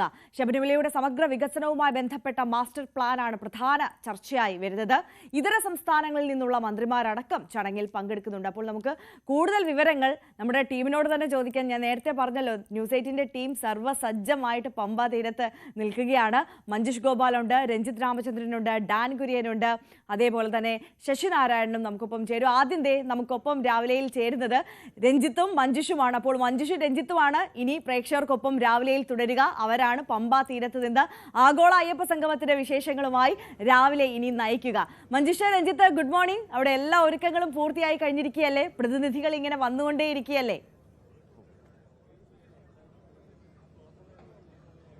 Good morning Arya. ഏതായാലും രാവിലെ 6 മണിക്ക് തന്നെ രജിസ്ട്രേഷൻ നടപടികൾ ഇവിടെ ആരംഭിച്ചു കഴിഞ്ഞു. ഈ മനോഹരമായ പമ്പാ തീരത്ത് വളരെ മനോഹരമായി സജ്ജീകരിച്ച ഇതുമായി ബന്ധപ്പെട്ട സജ്ജീകരണത്തിനുള്ള ക്രമീകരണങ്ങളൊക്കെ നമുക്ക് തൊട്ട് പുറകിൽ കാണാം. ഏതാണ്ട് 3000-ഓളം പേർ, അല്ലെ? 1000-ലധികം ആളുകൾ ഈ അയ്യപ്പ സംഗമത്തിൽ പങ്കെടുക്കുന്നുണ്ട്. അതിന്റെ കൃത്യമായ വിവരങ്ങൾ കഴിഞ്ഞ ദിവസം ദേവസ്വം മന്ത്രി കണക്കുകൾ സഹിതം പറഞ്ഞിരുന്നു. 3000-ലധികം ആളുകളുണ്ട്. 3000 ആളുകൾക്കാണ് രജിസ്ട്രേഷൻ നൽകിയിരിക്കുന്നത്. അതായത് ഓൺലൈൻ ബുക്കിംഗിലൂടെ 3000 ആളുകൾക്ക് അയ്യപ്പ സംഗമത്തിൽ പങ്കെടുക്കുവാനുള്ള, അത് അയ്യപ്പ വിശ്വാസികൾ എന്ന രീതിയിലാണ് അവർക്ക് അവസരം നൽകുന്നു. അതോടൊപ്പം തന്നെ ക്ഷണിക്കപ്പെട്ട പ്രതിനിധികളുണ്ട്, അതുപോലെ മറ്റ് വിശിഷ്ടാതിഥികളുണ്ട്. അങ്ങനെ എല്ലാം കൂടി ആകുമ്പോഴേക്കും ഒരു 3500-ഓളം ആളുകൾ പങ്കെടുക്കും എന്ന് തന്നെയാണ്. അത് 9:30 മണിക്ക് തന്നെ രജിസ്ട്രേഷൻ നടത്തിയവർക്കും ഇതിന് പ്രയോറിറ്റി ഉണ്ട്. ഓൺലൈൻ രജിസ്ട്രേഷൻ നടത്തിയവരിൽ 3000 ആളുകൾക്ക് അതിന്റെ മുൻഗണനാ ക്രമത്തിൽ തന്നെ ആദ്യം രജിസ്ട്രേഷൻ നടത്തിയ ആളുകൾക്കാണ് പങ്കെടുക്കാൻ അവസരം നൽകിയിരിക്കുന്നത്. അതെ, ആളുകൾ എത്തിക്കൊണ്ടിരിക്കുകയാണ്. രജിസ്ട്രേഷൻ നടപടികൾ തുടങ്ങിക്കഴിഞ്ഞു. രാവിലെ തന്നെ രജിസ്ട്രേഷന്റെ കാര്യങ്ങൾ തുടങ്ങിയിട്ടുണ്ട്. 9:30 തന്നെ തുടങ്ങുന്ന രീതിയിലാണ് ഇപ്പോൾ ക്രമീകരണം ഏർപ്പെടുത്തിയിരിക്കുന്നത്. അങ്ങനെ 9:30 തുടങ്ങി 11:30 മണി വരെ ആ ഉദ്ഘാടന ചടങ്ങിലാണ് മുഖ്യമന്ത്രി പങ്കെടുക്കാൻ പോകുന്നത്. ഇന്നലെ രാത്രി തന്നെ മുഖ്യമന്ത്രി ഇവിടെ എടുത്തിരുന്നു. പൊതുമരാമത്തിന് തൊട്ട് മുകളിലുള്ള ഗസ്റ്റ് ഹൌസിലാണ് മുഖ്യമന്ത്രി താമസിക്കുന്നത്. അദ്ദേഹം ക്രമീകരണങ്ങളൊക്കെ വിലയിരുത്തുന്നുണ്ട്. പക്ഷേ ഇന്നലെ അദ്ദേഹം ഇങ്ങോട്ടേക്ക് വന്നില്ല. മന്ത്രിമാരും ദേവസ്വം മന്ത്രിയും ദേവസ്വം പ്രസിഡന്റും അടങ്ങുന്ന പ്രത്യേക സംഘം, ഉദ്യോഗസ്ഥരുമൊക്കെ അടങ്ങുന്ന സംഘമാണ് വിലയിരുത്തൽ നടത്തിയ അന്തിമ ക്രമീകരണങ്ങളെക്കുറിച്ച് ഉദ്യോഗസ്ഥരോടൊക്കെ വിശദീകരിച്ചത്. മുഖ്യമന്ത്രി താമസിക്കുന്നത് ഇവിടെ തന്നെയാണ്. പമ്പ തീരത്തിന് തൊട്ടടുത്തുള്ള കെട്ടിടത്തിൽ തന്നെയാണ് മുഖ്യമന്ത്രി താമസിക്കുന്നത്. ഇന്നലെ രാത്രി 9 മണി കഴിഞ്ഞാണ് അദ്ദേഹം പമ്പയിലേക്ക് എത്തിയത്. ദേവസ്വം മന്ത്രി നേരത്തെ തന്നെ എത്തിയിരുന്നു. ദേവസ്വം ബോർഡ് പ്രസിഡന്റും ഉണ്ടായിരുന്നു. അങ്ങനെ ഇന്നലെ വൈകിട്ട് അതിന്റെ ഒരു വിലയിരുത്തൽ, അന്തിമ വിലയിരുത്തൽ ഉണ്ടായിരുന്നു. എല്ലാ ക്രമീകരണങ്ങളും പൂർത്തിയായിട്ടുണ്ട്. അതുപോലെ തന്നെ ഇതാണ് പ്രധാനപ്പെട്ട വേദി എന്ന് പറയുന്നത്. തത്വമസി എന്ന് എഴുതി വെച്ചിരിക്കുന്ന ഇതാണ് പ്രധാനപ്പെട്ട വേദി. ഇവിടെയാണ് ഉദ്ഘാടന ചടങ്ങ് നടക്കുന്നത്. അതിന് പിന്നിൽ മറ്റ് 2 വേദികൾ കൂടിയുണ്ട്. അങ്ങനെ ഈ ഉദ്ഘാടന ചടങ്ങ് 11:30 മണിക്ക് തീർക്കുവാനാണ് ഉദ്ദേശിക്കുന്നത്. അതിനുശേഷമാണ് 3 സെക്ഷനായി ശബരിമല വികസനവുമായി ബന്ധപ്പെട്ട സെമിനാറുകൾ നടക്കും. അതിന് പ്രധാനപ്പെട്ട TK നായർ അടക്കമുള്ള പ്രധാനമന്ത്രി മുൻ പ്രിൻസിപ്പൽ സെക്രട്ടറി അടക്കമുള്ള ആളുകളുടെ സാന്നിധ്യത്തിലായിരിക്കും, അവരുടെ അധ്യക്ഷതയിൽ മറ്റുമായിരിക്കും സെമിനാറുകൾ. അതിൽ ഉയർന്നു വരുന്ന കാര്യങ്ങളുമായി ബന്ധപ്പെട്ടുള്ള ഒരു രൂപം അതിനുശേഷം സമർപ്പിക്കും. അതിന്മേലുള്ള ചർച്ചയായിരിക്കും പിന്നീട് ഉണ്ടാകുക. അത് നടപ്പിലാക്കുന്നതുമായി ബന്ധപ്പെട്ട സാധ്യതകളുണ്ട്. ശരി, ഇതിന്റെ വേദിയുടെ കൂടുതൽ ക്രമീകരണങ്ങൾ എന്തൊക്കെയാണ്? അതിനകത്തേക്ക് പോയി കഴിഞ്ഞാൽ വേദി കൃത്യമായിട്ട് കാണാൻ കഴിയും. അവിടെയാണ് ഇപ്പോൾ ലൈറ്റൊക്കെ ക്രമീകരിച്ചുകൊണ്ട് ആ വേദി സജ്ജമാക്കി കഴിഞ്ഞു. ഇന്നലെ രാത്രിയായിരുന്നു അതിന്റെ ഒരു വിലയിരുത്തലുകൾ ഒക്കെ നടത്തിയത്. അതെല്ലാം സെറ്റ് ചെയ്ത് കഴിഞ്ഞു. ഇവിടെയാണ് അയ്യപ്പ സംഗമത്തിന്റെ ഉദ്ഘാടനം നടക്കാൻ പോകുന്നത്. ഇതിന് കൂടുതൽ വിവരങ്ങൾ നൽകുന്നതിന് വേണ്ടി ഡാൻ കുര്യൻ കൂടി ചേരുന്നുണ്ട്. ഡാൻ, എന്തെല്ലാം ക്രമീകരണങ്ങൾ ആയി കഴിഞ്ഞു? കൃത്യം 9:30 തുടങ്ങുന്ന രീതിയിലാണോ ഇപ്പോൾ ആസൂത്രണം ചെയ്തിരിക്കുന്നത്? എങ്ങനെയാണ്, പറയൂ. തീർച്ചയായിട്ടും. അതായത് നമ്മളിപ്പോൾ നിൽക്കുന്നത് ഈ പ്രധാന വേദിയുടെ മുൻവശത്താണ്. ഇവിടെ നിന്നാണ് ഈ 3500-ലധികം വരുന്ന ഡെലിഗേറ്റ്സിന് ഇരിക്കാൻ കഴിയുന്ന തരത്തിലുള്ള എല്ലാ ക്രമീകരണങ്ങളും സജ്ജമാക്കിയിരിക്കുന്നത്. ഇവിടെ ഈ പ്രധാന കവാടത്തിൽ മെറ്റൽ ഡിറ്റക്ടറുകളിലൂടെ മാത്രമേ ആളുകൾക്ക് അകത്തേക്ക് പ്രവേശിക്കാനാവൂ. 2000 പോലീസ് ഉദ്യോഗസ്ഥരെയാണ് ഇവിടെ സുരക്ഷാ ക്രമീകരണങ്ങൾക്ക് വേണ്ടി മാത്രം ADGPയുടെ നേതൃത്വത്തിൽ വിന്യസിച്ചിരിക്കുന്നത്. ആ വലിയ സുരക്ഷാ ക്രമീകരണങ്ങൾക്ക് നടുവിലൂടെ വേണം വിദേശ രാജ്യങ്ങളിൽ നിന്ന് ഉൾപ്പെടെ എത്തിയിരിക്കുന്ന പ്രതിനിധികൾക്ക് ഇതിന് അകത്തേക്ക് എത്താൻ. ആദ്യ വശത്ത് രജിസ്ട്രേഷനാണ്. 2 വശങ്ങളായി രജിസ്റ്റർ ചെയ്യാനുള്ള അവസരങ്ങൾ. അതോടൊപ്പം ഈ ഡെലിഗേറ്റ്സിന് ഇവിടെ നിന്നൊരു കിറ്റ് നൽകുന്നുണ്ട്. ആ കിറ്റുകൾ വാങ്ങി അകത്തേക്ക് പ്രവേശിക്കാനുള്ള തരത്തിലുള്ള ക്രമീകരണങ്ങളാണ് സജ്ജമാക്കിയിരിക്കുന്നത്. നമുക്കറിയാം, ഇന്നലെ നമ്മൾ വിശദമായി ഈ ടെന്റിന്റെ ജർമ്മൻ ടെന്റിന്റെ പ്രത്യേകതകളൊക്കെ ചർച്ച ചെയ്തതാണ്. അതായത് 3500 ആളുകൾക്ക് ഇരിക്കാൻ കഴിയുന്ന തരത്തിൽ ഇതിനകത്ത് ക്രമീകരണങ്ങൾ സജ്ജമാക്കിയിരിക്കുന്നു. ഇതിന്റെ ഏറ്റവും പ്രധാനപ്പെട്ട വേദിയിൽ, അതായത് ഏറ്റവും മുൻവശത്തായാണ് മുഖ്യമന്ത്രി ഉൾപ്പെടെയുള്ള വിശിഷ്ട അതിഥികൾ ഉദ്ഘാടന ചടങ്ങിന് ശേഷം ഈ വിവിധ സെഷനുകളുടെ ഭാഗമാകുക. ഇതാണ് ഏറ്റവും പ്രധാനപ്പെട്ട മെയിൻ വെന്യൂ. സമാനമായ തരത്തിൽ മറ്റ് 2 വെന്യൂകൾ കൂടിയുണ്ട്. അവിടെ ആയിരിക്കും 3 ചർച്ചകൾ. അതായത് ആഗോള തീർത്ഥാടന കേന്ദ്രമാക്കി ശബരിമലയെ മാറ്റുന്നതിൽ ഒരു ചർച്ച, അതോടൊപ്പം തന്നെ ശബരിമലയിലെ തിരക്ക് നിയന്ത്രിക്കുന്നതുമായി ബന്ധപ്പെട്ട 2ാമത്തെ സെഷൻ, അതോടൊപ്പം തന്നെ 3ാമതായി ശബരിമല മാസ്റ്റർ പ്ലാൻ തയ്യാറാക്കുന്നതുമായി ബന്ധപ്പെട്ട 3ാം ഘട്ട ചർച്ച. അങ്ങനെ 3 സെഷനുകൾ ഒരേ സമയം നടക്കുന്ന തരത്തിലാണ് ഇതിനകത്തെ ക്രമീകരണങ്ങൾ. അതായത് വലിയ ചൂടുണ്ട്. ഒരു 10 മണി കഴിയുമ്പോൾ ഇതായിരിക്കില്ല സാഹചര്യം. ഇപ്പോൾ മഞ്ഞ് പുതച്ച നിലയിലാണ് ശബരിമലയും പരിസരവും. പക്ഷേ ഒരു 9 മണി 10 മണിയോടെ സാഹചര്യം മാറും. ഇന്നലെ കനത്ത ചൂടിലാണ് ഞങ്ങളൊക്കെ രാവിലെ ഇവിടേക്ക് എത്തുന്ന സമയത്ത്. 10 മണി കഴിഞ്ഞപ്പോൾ വലിയ ചൂടായിരുന്നു. പക്ഷേ അത് ആ ഒരു വലിയ കാലാവസ്ഥയുടെ പ്രതിസന്ധികളെയൊക്കെ മറികടക്കാൻ കഴിയുന്ന തരത്തിലുള്ള എല്ലാ സജ്ജീകരണങ്ങളും ഈ പ്രധാനപ്പെട്ട വെന്യൂവിൽ സജ്ജമാക്കിയിരിക്കുന്നു എന്നതാണ് എടുത്തു പറയേണ്ട കാര്യം. രാവിലെ കൃത്യം 10 മണിയോടെ മുഖ്യമന്ത്രി പിണറായി വിജയൻ ആഗോള അയ്യപ്പ സംഗമം ഉദ്ഘാടനം ചെയ്യും. അതുമായി ബന്ധപ്പെട്ട അവസാനവട്ട ഒരുക്കങ്ങൾ പുരോഗമിക്കുകയാണ് പ്രധാനപ്പെട്ട വേദിയിൽ.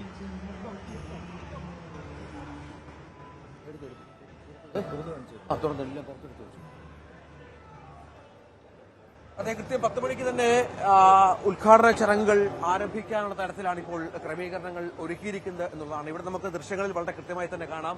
ഇവിടെ വരുന്നവരെ സ്വീകരിക്കാനുള്ള ചന്ദനം, അല്ലെ, പ്രത്യേക ചന്ദനമായിരിക്കും. പ്രത്യേക ചന്ദനമുണ്ട്. അവർക്ക് പൂക്കൾ നൽകിയുള്ള സ്വീകരണമാണ്. ഈ പ്രതിനിധികളെ പൂക്കൾ നൽകി സ്വീകരിക്കുക എന്ന ശരിക്കും അയ്യപ്പനുമായി ബന്ധപ്പെട്ട അല്ലെങ്കിൽ ശബരിമലയുമായി ബന്ധപ്പെട്ട ഇത്തരത്തിലുള്ള സ്വീകരണം, ആചാരം, ഇത് കളഭം, അല്ലെ, അത് ഉപയോഗിക്കുന്ന സാധനമാണ്. വളരെ കൃത്യമായി തന്നെ അത്തരത്തിലാണ് കാര്യങ്ങൾ മുന്നോട്ട് കൊണ്ടുപോകുന്നത്. അങ്ങനെ എല്ലാ ക്രമീകരണങ്ങളും ഇവിടെ പൂർത്തിയായി കഴിഞ്ഞു. ഡെലിഗേറ്റ്സുകൾ ഓരോന്നായി ഈ സ്ഥലത്ത് രജിസ്റ്റർ ചെയ്യണം. ആദ്യം ഈ സ്ഥലത്താണ് രജിസ്ട്രേഷൻ നടപടികൾ പുരോഗമിക്കുന്നത് എന്നാണ് മനസ്സിലാക്കേണ്ടത്. അവരുടെ പേര് വിവരങ്ങൾ അടക്കം നൽകിയുള്ള രജിസ്ട്രേഷനാണ് ഇപ്പോൾ ഇവിടെ പുരോഗമിച്ചുകൊണ്ടിരിക്കുന്നത്.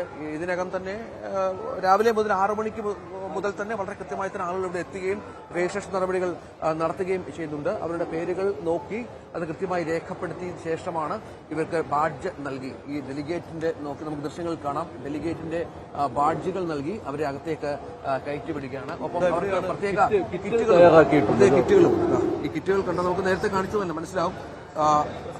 പ്രസാദമാണ്, ശബരിമലയുടെ പ്രസാദം. ശബരിമല ഒരു അരവണ ഇതുമായി ബന്ധപ്പെട്ടിട്ടുണ്ട്. അതിനുശേഷം മോദകമുണ്ട്. ഇത് ഇതെന്താണിത്? നെയ്യാണ്, അല്ലെ, അഭിഷേകം നടത്തിയ നെയ്യാണ്. വാട്ടർ ബോട്ടിലുണ്ട്. മറ്റ് എല്ലാ ശബരിമലയുമായി ബന്ധപ്പെട്ട പ്രസാദങ്ങളെല്ലാം ചേർത്തുള്ള ഒരു കിറ്റ് ഈ ഡെലിഗേറ്റുകൾക്ക്, ഈ 3000 ഡെലിഗേറ്റുകൾക്ക് കൊടുക്കും, അല്ലെ, 3000 പേർക്കും ഈ ഇത് നൽകും. അതിനുശേഷമാണ് അവരെ വളരെ ഒരു പേന, ആഗോള അയ്യപ്പ സംഗമത്തിന്റെ ഒരു പേന, ഒരു ഡയറി ഉണ്ടാകും. ഇത് അയ്യപ്പന്റെ ആഗോള അയ്യപ്പ സംഗമവുമായി ബന്ധപ്പെട്ട ഒരു ഇതാണ്. നോക്കൂ, ഇത് മനോഹരമായ ഒരു, അങ്ങനെ വളരെ കിറ്റ് നൽകുന്നു. അതിനുശേഷമാണ് പ്രതിനിധികളെ അകത്തേക്ക് കടത്തിവിടുന്നത്, അല്ലെ. ഇപ്പോൾ എത്ര പേര് രജിസ്റ്റർ ചെയ്തിട്ടുണ്ടാവും?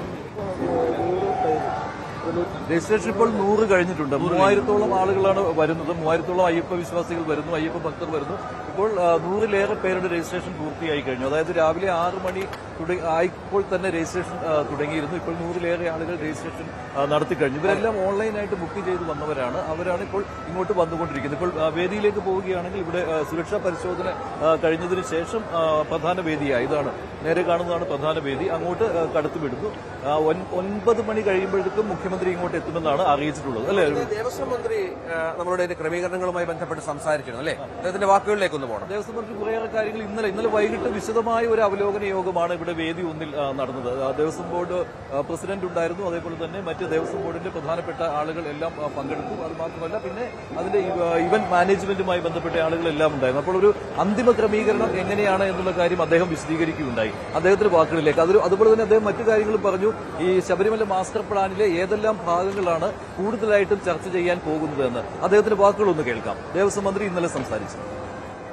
ദേവസ്വം മന്ത്രി വി.എൻ. വാസവൻ അയ്യപ്പ സംഗമത്തിന്റെ അവസാനവട്ട ഒരുക്കങ്ങൾ വിലയിരുത്തുന്നതിന് വേണ്ടി എത്തിയിരിക്കുകയാണ്. ഇപ്പോൾ ഒരുപാട് ആളുകൾ ഈ ശബരിമലയുടെ വികസനത്തിന് വേണ്ടി ഇങ്ങോട്ട് നമ്മളെ സഹായിക്കുമെന്നുള്ള രീതിയിലുള്ള ഒരു വിലയിരുത്തലാണല്ലോ ഉള്ളത്.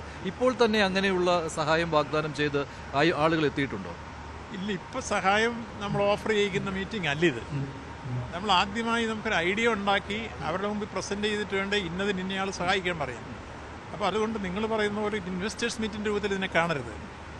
ഇത് യഥാർത്ഥത്തിൽ ശബരിമലയുമായി ബന്ധപ്പെട്ടൊരു ആഗോള തീർത്ഥാടന കേന്ദ്രമാക്കി മാറ്റാൻ എന്തൊക്കെയാണ് വേണ്ടത്, അതിനെന്തൊക്കെ പശ്ചാത്തല സൗകര്യം വേണം, ഭക്തന്മാർക്ക് എന്തൊക്കെ ബുദ്ധിമുട്ടാണ് ഇവിടെ ഉണ്ടാവുന്നത്, അവർക്ക് ഭാവിയെ സംബന്ധിച്ചുള്ള നിർദ്ദേശങ്ങൾ എന്തൊക്കെയാണ്, അത് കേൾക്കാനുള്ളൊരു മനസ്സ് ദേവസ്വം ബോർഡ് കാണിക്കുന്നു. ദേവസ്വം ബോർഡിന് പ്ലാറ്റിനം ജൂബിലിയോടനുബന്ധിച്ച് വിശാലവുമായ ഒരു അന്തരീക്ഷം ഒരുക്കിയെടുക്കാൻ അവർ മുന്നോട്ട് വരുമ്പോൾ കുറച്ച് പദ്ധതികൾ ഇപ്പോൾ തന്നെ ഉണ്ടല്ലോ, പേപ്പറിലുണ്ടല്ലോ. പേപ്പറിലുള്ള പേപ്പർ നടപ്പാക്കി വരുമ്പോൾ ആ നടപ്പാക്കുന്നിടത്തുള്ള പ്രായോഗിക ചില പ്രശ്നങ്ങളുണ്ടല്ലോ, അതുൾപ്പെടെ നമുക്ക് നടക്കുന്നിടത്ത് എന്തെല്ലാം തരത്തിലുള്ള നിർദ്ദേശങ്ങൾ അവർക്കുണ്ടെന്നുകൂടെ പറയുന്നത് കേൾക്കുന്ന നല്ലതല്ലേ. അത് ഇപ്പോൾ ഉണ്ടാക്കിയിട്ടുള്ള 3 ഘട്ടങ്ങളിലായി നടപ്പാക്കാനുള്ള നിർദ്ദേശമാണ് വന്നിട്ടുള്ളത്. അത് ഏതൊക്കെ നടപ്പാക്കണം, ഏതൊക്കെ തരത്തിൽ വേണമെന്നുള്ളത് ഭക്തന്മാരുടെ അഭിപ്രായം. ഇപ്പോൾ എയർപോർട്ട് വരാൻ പോകുന്നു, അതുപോലെ റെയിൽവേ സ്റ്റേഷൻ വരാൻ പോകുന്നു. ഇതൊന്നും മുമ്പില്ലാതിരുന്ന ഇതെല്ലാം വരുന്നതോടുകൂടി ഇപ്പോൾ കഴിഞ്ഞ വർഷം 53,60,000 പേരായിരുന്നെങ്കിൽ ഈ വർഷം അതിൽ കൂടും.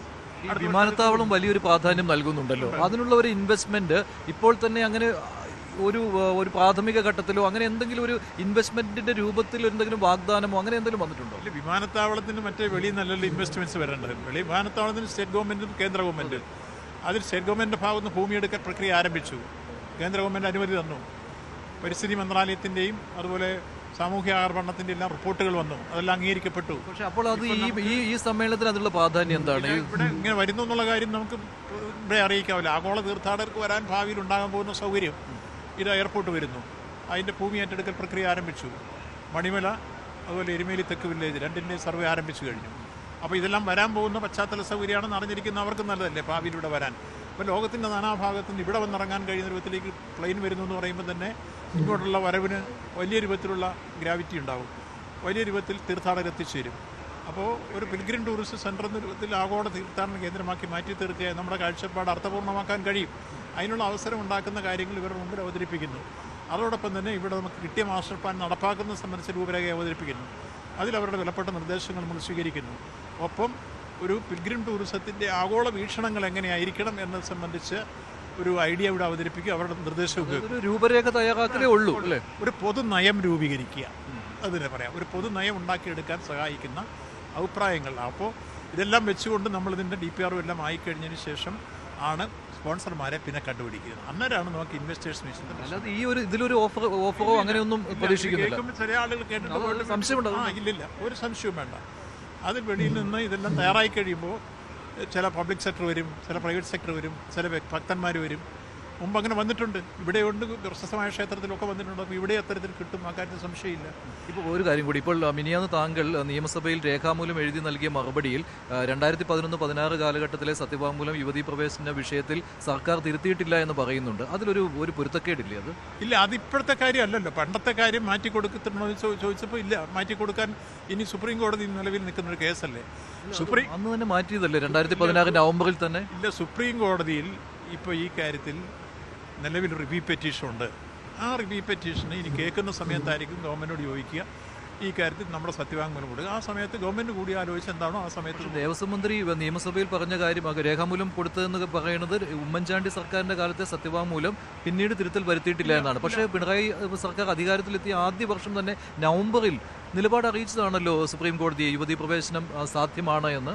ഇല്ല, ഇപ്പം നമ്മൾ പഴയ രേഖകൾ നോക്കിയിട്ടാണ് അതിന് കൊടുത്തിട്ടുള്ള മറുപടികൾ കൊടുത്തിട്ടുള്ളത്. നമ്മൾ വേറെ ഏതെങ്കിലും തരത്തിൽ തിരുത്തൽ വരുത്തിയിട്ടുള്ള കാര്യങ്ങൾ സംബന്ധിച്ചോളം രേഖകളിൽ എവിടെയും കാണുന്നില്ല. ഇപ്പോൾ എന്തായാലും UDF എന്തായാലും ബഹിഷ്കരിച്ചിരിക്കുന്നു എന്ന കാര്യം ഉറപ്പായില്ല ഇന്നത്തെ നിയമസഭയിൽ പറഞ്ഞ അല്ലേ? അല്ല, അവർ ഇക്കാര്യത്തിൽ നല്ല കാര്യങ്ങൾക്ക് ഏതിനെങ്കിലും സഹകരിച്ചിട്ടുണ്ടോ? നവകേരള സദസ്സ്, ലോക കേരള സഭ, അതുപോലെ വിഴിഞ്ഞം തുറമുഖം, അവരിതെല്ലാം ബഹിഷ്കരിക്കുമ്പോൾ അതിനൊന്നുകൂടെ മാറ്റുകൂട്ടി ജനങ്ങളത് ഏറ്റെടുക്കുകയാണ്. ഈ ലോക കേരള സഭയുമായിട്ട് ഇത് താരതമ്യപ്പെടുത്താൻ പറ്റും? അങ്ങനെയാണ് അതിനകത്ത് പ്രതികളും വരുന്നുണ്ട്. ലോക കേരള സഭ അന്ന് യൂസഫ് അലി പറഞ്ഞൊരു വാചകമുണ്ടല്ലോ, നല്ല കാര്യങ്ങൾക്കൊന്നും ഇങ്ങനെ മാറി നിൽക്കുന്നത് ശരിയല്ലെന്ന് അവരോട് അദ്ദേഹം ഉപദേശം കൊടുത്ത് നമ്മൾ കേട്ടതല്ലേ. അത് നിങ്ങൾ മനസ്സിലാക്കിയില്ല. അപ്പോൾ അതൊരു ബിസിനസ് മീറ്റ് എന്ന രീതിയിൽ കൂടി കാണാം അല്ലേ? ബിസിനസ് മീറ്റ് എന്ന രീതിയിൽ കൂടി. യെസ്, ബിസിനസ് മീറ്റ് എന്ന രീതിയിൽ കൂടി. ഇല്ല, ഇത് ബിസിനസ് മീറ്റ് അല്ല. ഇത് തികച്ചും തീർത്ഥാടനത്തിനെത്തുന്ന അയ്യപ്പ ഭക്തന്മാരുടെ താല്പര്യം പരിരക്ഷിക്കുന്ന രൂപത്തിലേക്കുള്ള സംഗമം തന്നെയാണ്, വേറൊന്നുമല്ല. ശരി, നന്ദി ശ്രീ വി എൻ വാസവൻ. ദേവസ്വം മന്ത്രി വി എൻ വാസവൻ എന്താണ് അയ്യപ്പ സംഗമം കൊണ്ട് ലക്ഷ്യമിടുന്നത് എന്നത് ആവർത്തിച്ച് വ്യക്തമാക്കിക്കൊണ്ടിരിക്കുകയാണ്. എന്തായാലും ഒരു പൊതുനയം രൂപീകരിക്കുക ശബരിമലയുടെ വികസനത്തെക്കുറിച്ച്, ഇത് തന്നെയാണ് മന്ത്രി പറയുന്നത്. ശബരിമല വിമാനത്താവളവും ശബരിമല റെയിൽപാതയും ഒക്കെ ഇതിലൊരു പ്രാധാന്യം അർഹിക്കുന്ന ഘടകം തന്നെയാണ്. ഇതിനെക്കുറിച്ചുള്ള ചർച്ചകളൊക്കെ ഉണ്ടാകും. ഇതിലൊന്നും പക്ഷേ ഇപ്പോൾ എന്തെങ്കിലും സഹായ വാഗ്ദാനം മുന്നോട്ട് വയ്ക്കാൻ വേണ്ടിയുള്ള ആളുകളെ വിളിച്ചു വരുത്തൽ എന്നതല്ല ഉദ്ദേശിക്കുന്നത്. ഈ പദ്ധതികൾ രൂപവൽക്കരിച്ചതിന് ശേഷം പിന്നീട് സാമ്പത്തികമായി ഈ പദ്ധതികൾ ഏറ്റെടുത്ത് നടപ്പാക്കാൻ തയ്യാറുള്ളവരുണ്ടെങ്കിൽ അവർ മുന്നോട്ട് വരട്ടെ. ഇതുകൂടി സംസ്ഥാന സർക്കാരും ദേവസ്വം ബോർഡും ലക്ഷ്യമിടുന്ന കാര്യങ്ങളാണ്. ഇതൊക്കെയാണ് ഈ ശബരിമല അയ്യപ്പ സംഗമത്തിന്റെ ഉദ്ദേശ ലക്ഷ്യങ്ങൾ. വിമർശനങ്ങളെ അദ്ദേഹം തള്ളിക്കളയുകയാണ്. ഇനി ഏതാനും നിമിഷങ്ങൾ മാത്രമേ ഉള്ളൂ അയ്യപ്പ സംഗമം പമ്പയിൽ തുടങ്ങും. ഇതാണ് ദേവസ്വം മന്ത്രിയുടെ വാക്കുകൾ. അതായത് ഒരു പൊതുനയം രൂപീകരിക്കുക എന്നുള്ളതാണ് തിരുവിതാംകൂർ ദേവസ്വം ബോർഡും സർക്കാരും ലക്ഷ്യമിടുന്നത്. അതേക്കുറിച്ചുള്ള ചർച്ചകളായിരിക്കും ഇന്നുണ്ടാകും. ഒരുപാട് സംശയങ്ങൾ ഇക്കാര്യത്തിലുണ്ടായിരുന്നു, അത് ദൂരീകരിക്കുകയായിരുന്നു ദേവസ്വം മന്ത്രി ഇപ്പോൾ ചെയ്തത്. പക്ഷേ രഞ്ജിത്ത്, ഇപ്പോൾ 100 പേർ രജിസ്റ്റർ ചെയ്തു എന്ന് പറയുന്നുണ്ട്. അതിനേക്കാൾ കൂടുതൽ ആളുകൾ ഇപ്പോൾ ആയിട്ടുണ്ട്. കൂടുതൽ അയ്യപ്പന്മാർ വന്നുകൊണ്ടിരിക്കുകയാണ്. നേരത്തെ ഓൺലൈൻ രജിസ്റ്റർ ചെയ്ത കൂടുതൽ ആളുകൾ എത്തിക്കൊണ്ടിരിക്കുകയാണ്. അങ്ങനെ വരുമ്പോൾ സംസ്ഥാനങ്ങളിൽ നിന്നുള്ള രണ്ട് മന്ത്രിമാർ തമിഴ്നാട്ടിൽ നിന്ന് എത്തിയിട്ടുണ്ട്. 2 മന്ത്രിമാർ, ശേഖർ ബാബു എത്തിയിട്ടുണ്ട്, പളനിവേൽ ത്യാഗരാജൻ. ഈ 2 മന്ത്രിമാരും തമിഴ്നാട്ടിൽ നിന്ന് എത്തിയിട്ടുണ്ട്. പക്ഷേ മറ്റ് സംസ്ഥാനങ്ങളിൽ നിന്ന്, തെലങ്കാനയിൽ നിന്നോ ആന്ധ്രയിൽ നിന്നോ കർണാടകത്തിൽ നിന്നോ മന്ത്രിമാരുടെ സാന്നിധ്യമില്ല. പക്ഷേ അവിടെ നിന്ന് അയ്യപ്പ ഭക്തർ എത്തിയിട്ടുണ്ട്. ഇപ്പോൾ അയ്യപ്പ ഭക്തരുടെ ഇപ്പോൾ രജിസ്റ്റർ ചെയ്ത ആളുകളുടെ കൂടുതൽ പ്രതികരണങ്ങൾ ഡാൻ എടുക്കുന്നുണ്ട്. അതിലേക്ക് പോകാം, ഡാനിലേക്കൊന്ന് പോകാം.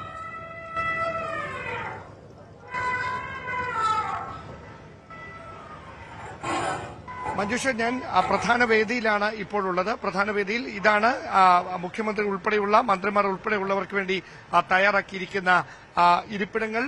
ഇവിടെയായിരിക്കും 10 മണിയോടെ മുഖ്യമന്ത്രി പിണറായി വിജയൻ ആഗോള അയ്യപ്പ സംഗമത്തിന്റെ ഉദ്ഘാടനം നിർവഹിക്കുക. അവിടെ നിന്ന് നോക്കിയാൽ ദേവസ്വം സെക്രട്ടറി മുതൽ ഈ ദേവസ്വം ബോർഡുമായി ബന്ധപ്പെട്ട ഉദ്യോഗസ്ഥർ, മന്ത്രിമാർ, മുഖ്യമന്ത്രി, മറ്റ് വിശിഷ്ടാതിഥികൾ, തമിഴ്നാട്ടിൽ നിന്നെത്തുന്ന മന്ത്രിമാർ, ഇവർക്കൊക്കെ വേണ്ടി പ്രത്യേകം സജ്ജമാക്കിയിരിക്കുന്ന വേദി. അതോടൊപ്പം ഇവിടെ അതിനുശേഷം വൈകുന്നേരം കലാപരിപാടികൾ നടക്കുന്നുണ്ട്. വിജയ് യേശുദാസ് നേതൃത്വം നൽകുന്ന സംഗീത സന്ധ്യ നടക്കുന്നുണ്ട്.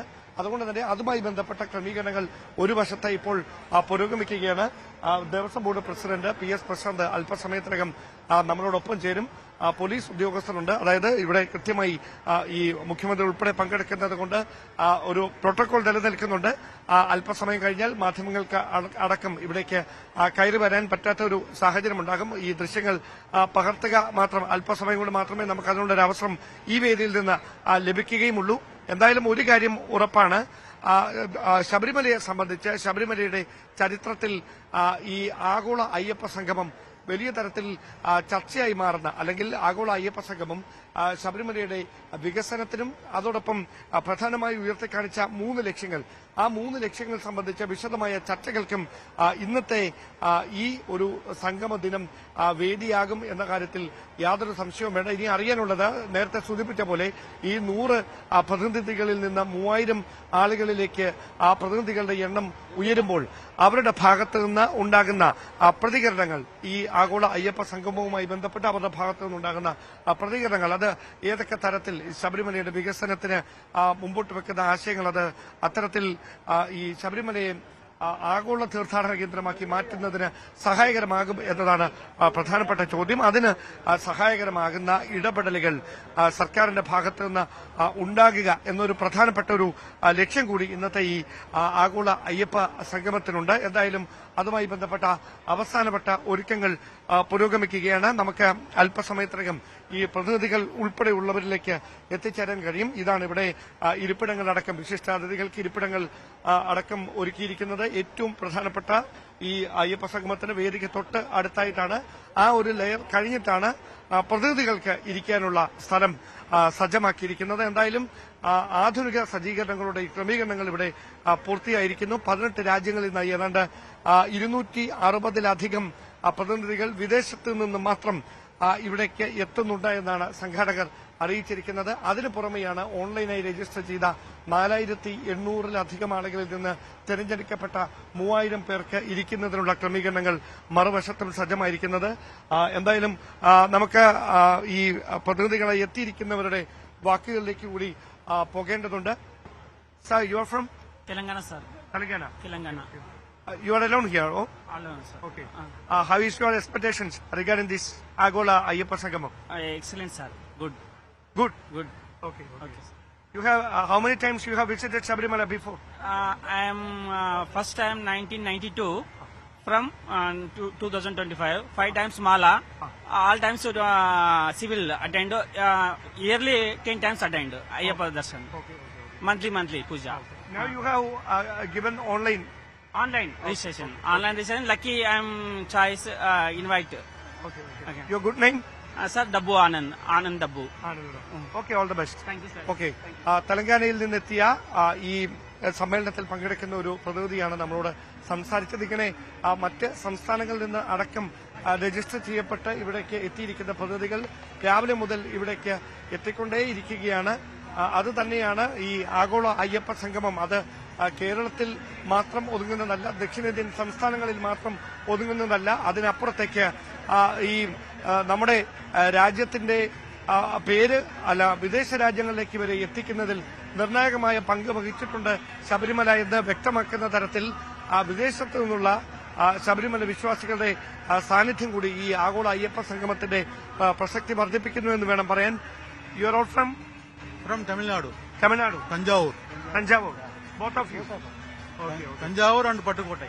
Okay. Your good name? Rajaraman. Govindasamy.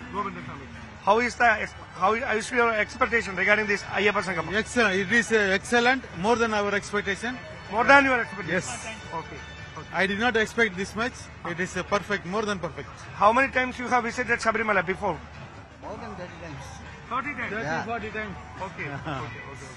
Okay. Is it become a base for the development of the Sabarimala into a new era? This Sangam? Yes, of course.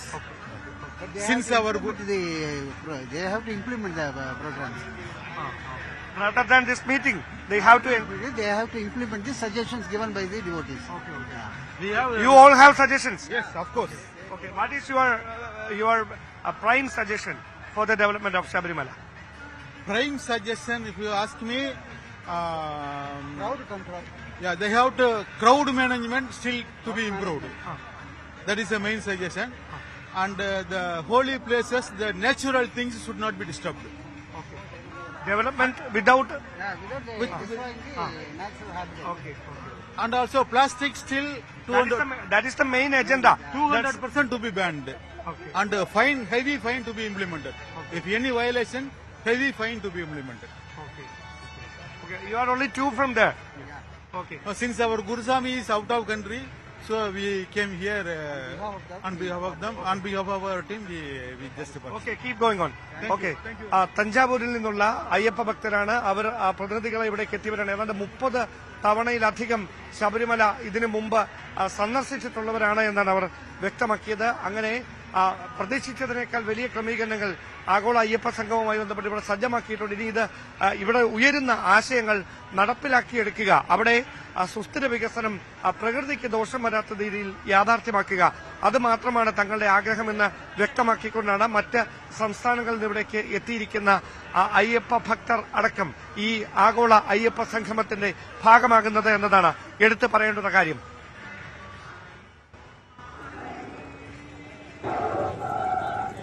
തീർച്ചയായും അങ്ങനെ ആഗോള അയ്യപ്പ സംഗമം അതിന്റെ ക്രമീകരണങ്ങളെല്ലാം പൂർത്തിയാക്കിക്കൊണ്ട് ഏതാണ്ട് ഉദ്ഘാടന തുടക്കത്തിലേക്ക് ആരംഭിക്കണം. നമുക്കറിയാം ദേവസ്വം ബോർഡിന്റെ വലിയൊരു പദ്ധതിയാണ് ശബരിമലയുടെ വികസനവുമായി ബന്ധപ്പെട്ട് ഒരുപാട് കാര്യങ്ങൾ നമ്മൾ വർഷങ്ങളായി പറഞ്ഞു കേട്ടിട്ടുണ്ട് എങ്കിൽ പോലും ഭക്തരുടെ കൂടി പങ്കാളിത്തോടു കൂടി ഇവർ പറയുന്നതും ശ്രദ്ധിച്ചുകൊണ്ട് രഞ്ജിത്ത്, ഇപ്പോൾ വന്നിരിക്കുന്ന തെലങ്കാനയിൽ നിന്നും അതുപോലെ തന്നെ തമിഴ്നാട്ടിൽ നിന്നും വന്ന അയ്യപ്പന്മാർ അവർ പറയുന്ന കാര്യം, അതിൽ രണ്ടാമത് സംസാരിച്ച അയ്യപ്പൻ കൃത്യമായിട്ട് പറയുന്നുണ്ട്. അതിൽ ഈ ക്രൗഡ് മാനേജ്മെന്റ്, അതായത് ഇപ്പോൾ തിരക്ക് നിയന്ത്രിക്കുക എന്നുള്ളതാണ് ഏറ്റവും പ്രധാനപ്പെട്ട കാര്യം. അനുഭവിക്കുന്നതാണ് ആഗോള രംഗത്ത് ശബരിമല അറിയപ്പെടുത്തുക, രണ്ടാമത് തിരക്ക് നിയന്ത്രിക്കുക, 3 ഈ മറ്റ് വികസനം, അതുമായി ബന്ധപ്പെട്ട കാര്യങ്ങൾ. പ്ലാസ്റ്റിക് മാലിന്യത്തിന്റെ കാര്യം അദ്ദേഹം എടുത്തു പറയുന്നുണ്ട്. വലിയ ഫൈൻ ഇതിന് ചുമത്തണം. കാരണം ഇത് അനുസരിക്കാത്ത ആളുകൾക്ക്, ഇവിടെ മാലിന്യം വലിച്ചെറിയുന്നൊരു സംഭവമുണ്ട്, അത് അനുസരിക്കാത്ത ആളുകൾക്ക് ഫൈൻ ചുമത്തണം എന്നാണ്. ഇതേക്കുറിച്ച് വിശദമായിട്ടുള്ള ചർച്ചകൾ തന്നെ ഉണ്ടാകുമെന്ന കാര്യത്തിൽ സംശയമില്ല. കാരണം ക്രൗഡ് മാനേജ്മെന്റ്, അതായത് ഇവിടുത്തെ തിരക്ക് എങ്ങനെ നിയന്ത്രിക്കാം എന്നതിനെ കുറിച്ച് പ്രത്യേക സെഷൻ തന്നെ ഉൾപ്പെടുത്തിയിട്ടുണ്ട്. അത് പ്രധാനപ്പെട്ട കുറേയേറെ കാര്യങ്ങൾ അതിൽ ചർച്ചയ്ക്ക് വരുമെന്ന് പ്രതീക്ഷിക്കാം. അതേപോലെ തന്നെ Devaswom board president Shri PS Prashanth എന്താണ് ഇന്നത്തെ ഈ അയ്യപ്പ സംഘം കൊണ്ട് ഉദ്ദേശിക്കുന്നത് എന്ന കാര്യത്തിൽ കൃത്യമായ ഒരു അദ്ദേഹം കാര്യങ്ങൾ പറഞ്ഞിട്ടുണ്ട്. ഭക്തർക്ക് യാതൊരു നിയന്ത്രണവും ഉണ്ടാവില്ല. ഇന്നിപ്പോ നമുക്കറിയാം ഇന്നത്തെ ദിവസം ഭക്തരെ കൂടുതൽ മല ചവിട്ടുവാൻ വേണ്ടി വന്നിരിക്കുന്ന അയ്യപ്പന്മാരെ ഇന്ന് കാണുന്നില്ല എന്നുള്ളതാണ്. പമ്പയിൽ നോക്കിക്കഴിഞ്ഞാൽ ഇന്നലെ കുറച്ച് തിരക്കുണ്ടായിരുന്നു, മിനിയാന്നൊക്കെ നല്ല തിരക്കായിരുന്നു എന്നാണ് പറയുന്നത്. ഞങ്ങൾ ഇന്നലെ വന്നപ്പോൾ പമ്പയിൽ അയ്യപ്പന്മാർ രാവിലെ ഉണ്ടായിരുന്നു, പക്ഷെ അതിനുശേഷം ഉച്ചയ്ക്ക് ശേഷം അയ്യപ്പന്മാർ തീരെ ഇപ്പോൾ അന്യസംസ്ഥാനക്കാരായ വളരെ കുറച്ച് ആളുകളെ മാത്രമാണ് തൊട്ടടുത്തുള്ള പമ്പയിൽ കുളിക്കുന്നതായി കാണുന്നത്. ഇതിന് അയ്യപ്പ സംഗമം നടക്കുന്നത് കൊണ്ട് വലിയ നിയന്ത്രണം ഉണ്ടാകും. അതുകൊണ്ട് ഇന്നത്തെ സന്ദർശനം വേണ്ട എന്ന് വെച്ചിരിക്കാനാണ് സാധ്യത. പക്ഷെ നിയന്ത്രണം വെർച്വൽ ക്യൂവിൽ ഉണ്ടായിരുന്നു അല്ലെ? വെർച്വൽ ക്യൂവിൽ രജിസ്റ്റർ ചെയ്യുന്ന സമയത്ത് ഇന്നും നിയന്ത്രണം ഉണ്ടായിരുന്നു. പക്ഷെ ദേവസ്വം ബോർഡ് പ്രസിഡന്റ് പറയുന്നത് അങ്ങനെയല്ല, ഭക്തർക്ക് നിയന്ത്രണം ഏർപ്പെടുത്തിയിട്ടില്ല. ദേവസ്വം ബോർഡ് അംഗം അദ്ദേഹം ഇപ്പോൾ എത്തിയിട്ടുണ്ട്. അദ്ദേഹത്തിലേക്ക് വളരെ പെട്ടെന്ന് പോകണം. ഡാൻ കുര്യൻ അദ്ദേഹവുമായി സംസാരിക്കും വളരെ പെട്ടെന്ന്. അദ്ദേഹത്തിലേക്കൊന്ന് പോവാം. എത്തരത്തിലാണ് അവസാനമായിട്ട് ഒരുക്കങ്ങൾ ഏകദേശം 100% പൂർത്തീകരിച്ചിരിക്കുകയാണ്. ഞാനിപ്പോ സെൻട്രൽ കിച്ചണിൽ പോയിട്ട് വരികയാണ്. എല്ലാവർക്കും സ്വാദിഷ്ടമായ ഭക്ഷണം കൊടുക്കാൻ പഴയടം മോഹൻ നമ്പൂതിരിയുടെ നേതൃത്വത്തിൽ എല്ലാ ക്രമീകരണങ്ങളും അവിടെ ആരംഭിച്ചു കഴിഞ്ഞു. 7 മണിക്ക് ബ്രേക്ക്ഫാസ്റ്റ് സ്റ്റാർട്ട് ചെയ്തിട്ടുണ്ട്. 4000 പേർക്കാണ് ബ്രേക്ക്ഫാസ്റ്റ്, 5000 പേർക്കാണ്. അറ്റ് എ ടൈമിൽ എത്ര പേർക്ക് ഇരിക്കാൻ കഴിയുന്നത്? ഒരു 1500 2000 പേർക്ക് ഇരിക്കണം. ഞങ്ങൾ എപ്പോ പോകണം? എല്ലാവർക്കും എപ്പോ പോയാലും സ്വാഗതം. സ്വാദിഷ്ടമായ പഴയുടെ മോഹൻ നമ്പൂതിരി ടച്ചിലുള്ള ഭക്ഷണം കിട്ടും. ഓക്കെ. മറ്റ് ക്രമീകരണങ്ങൾ എത്ര മണിക്ക് മുഖ്യമന്ത്രി എത്ര മണിക്ക് എത്തുമെന്നാണ്? 9:30 അദ്ദേഹം ഇവിടെ എത്തും. കൃത്യം 10 മണിക്ക് തന്നെ നമ്മുടെ സമ്മേളനം ആരംഭിക്കും. 10 മണിക്ക് ആരംഭിക്കും. മറ്റ് ക്രമീകരണങ്ങളൊക്കെ എല്ലാ ക്രമീകരണങ്ങളും പൂർത്തീകരിച്ചിട്ടുണ്ട്. വിദേശ രാജ്യങ്ങളിലുള്ള പ്രതിനിധികളൊക്കെ അവരെല്ലാം ഓൺ ദ വേ ആണ്. അവരെല്ലാം ഇൻഫർമേഷൻ നമുക്ക് കിട്ടിക്കൊണ്ടിരിക്കുകയാണ്. അവർക്ക് എവിടെയാണ് നമ്മൾ ഈ സ്റ്റേ ഒക്കെ ക്രമീകരിച്ചിരിക്കുന്നത്? നമ്മുടെ അടുത്ത് തന്നെയാണോ അതോ? തന്നെ തൊട്ട് 3 സ്റ്റേജായിട്ട് നമ്മൾ സെഷൻ വേണ്ടിയിട്ട് അതല്ല, ഈ വിദേശികളായി എത്തിയിരിക്കുന്നവർക്ക് നമ്മൾ താമസ സൗകര്യമൊക്കെ ഒരുക്കിയിരിക്കുന്നത് പല ഭാഗത്തായിട്ടാണ്. അവരെ കൊണ്ടുവരാൻ വേണ്ടിയിട്ടുള്ള ട്രാൻസ്പോർട്ട് ഫെസിലിറ്റീസ് എല്ലാം വളരെ കുറ്റമറ്റ രീതിയിലാണ് ക്രമീകരിച്ചിട്ടുള്ളത്. കൃത്യം ഒരു 9 മണിക്ക് മുമ്പ് അവരെല്ലാം ഇവിടെ എത്തിച്ചു. ഓക്കെ. തിരക്കിലാണെന്നറിയാം. താങ്കൾ അത്തരത്തിലാണ് എല്ലാ ഒരുക്കങ്ങളും പൂർത്തിയായി കഴിഞ്ഞിരിക്കുന്നു. 9:30 മുഖ്യമന്ത്രി പിണറായി വിജയൻ ഈ പ്രധാനപ്പെട്ട വേദിയിലേക്ക് എത്തുമെന്നാണ് ദേവസ്വം ബോർഡ് പ്രതിനിധികളടക്കം വ്യക്തമാക്കുന്നത്. ഇതാണ് ഡാൻ കുര്യനാണ് ഇപ്പോൾ ദേവസ്വം ബോർഡ് അംഗം ആയി സംസാരിച്ചത്. അത് അദ്ദേഹം പറയുന്നത് കൃത്യം സമയത്ത് തന്നെ തുടങ്ങാൻ സാധിക്കുമെന്നുള്ളതാണ്. 9:30 എന്നുള്ളതാണ് പറഞ്ഞിരിക്കുന്നത്. മുഖ്യമന്ത്രി 9 മണിയോടുകൂടി എത്തുമെന്നല്ലേ? മുഖ്യമന്ത്രി വരാൻ താമസമില്ല. കാരണം ഇന്നലെ രാത്രി തന്നെ ഇവിടെ എത്തി. തൊട്ടടുത്ത കെട്ടിടത്തിലാണ്. ഇതിനോട് ചേർന്ന് 9 മണിയോടുകൂടി ഇവിടെ എത്തുമെന്ന് പ്രതീക്ഷിക്കണം. നമുക്ക് ദേവസ്വം ബോർഡ് പ്രസിഡന്റ് നമ്മളോട് സംസാരിച്ചിരുന്നു അല്പം മുമ്പ്. അദ്ദേഹത്തിന്റെ വാക്കുകളിലേക്ക് പോകണം. അതിനു മുൻപ് ഒരു ചെറിയ ഇടവേള.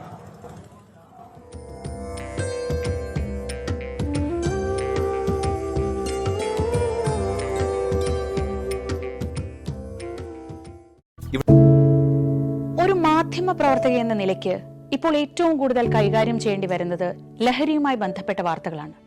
കൊച്ചുകുട്ടികൾ മുതൽ യുവാക്കൾ വരെ എല്ലാവരും ഉൾപ്പെട്ടിരിക്കുന്ന ലഹരിയുടെ ഒരു വല. എന്താണ് നമ്മുടെ യുവതലമുറയ്ക്ക് സംഭവിക്കുന്നത് എന്നൊക്കെ എല്ലാവരും ചോദിച്ചു കാണും. പക്ഷേ അവരുടെ പ്രശ്നങ്ങളെ, അത് കുട്ടികൾ മുതൽ യുവാക്കൾ വരെ, അവരുടെ പ്രശ്നങ്ങളെ കേൾക്കുന്നതിന്, മനസ്സിലാക്കുന്നതിന്, ഒരു പരിഹാരം പറയുന്നതിന് മുതിർന്നവരായ നമുക്ക് എത്രമാത്രം കഴിയുന്നുണ്ട്? അവരിൽ ഉണ്ടാകുന്ന ചെറിയ മാറ്റങ്ങൾ നമ്മൾ തിരിച്ചറിയാറുണ്ടോ? അവരുടെ ചുറ്റുമുള്ളത് ഒരു മായാലോകമാണ്. സോഷ്യൽ മീഡിയയുടെ, വീഡിയോ ഗെയിമുകളുടെ, സിനിമയുടെ, വാർത്തയുടെ വലിയ വിവരശേഖരത്തിന്റെ ലോകം. ആ ലോകത്തിനകത്ത് കുരുങ്ങിപ്പോകുന്ന കുട്ടികളെ തിരിച്ച് യഥാർത്ഥ ജീവിതത്തിലേക്ക്, മണ്ണിന്റെ മണമുള്ള ജീവിതത്തിലേക്ക് തിരിച്ചു കൊണ്ടുവരാൻ നമുക്കും കഴിയേണ്ടതല്ലേ? അവരെ കേൾക്കാൻ, അവരിൽ ഉണ്ടാകുന്ന മാറ്റങ്ങൾ തിരിച്ചറിയാൻ, അവരുടെ പ്രശ്നങ്ങൾക്ക് പരിഹാരം കാണാൻ നമുക്ക് മാത്രമേ കഴിയൂ. ചേർത്ത് പിടിക്കാം നമ്മുടെ കുട്ടികളെ. ലഹരിയുടെ വലയിൽ കുരുങ്ങാതെ അവരെ കാത്തുരക്ഷിക്കാം.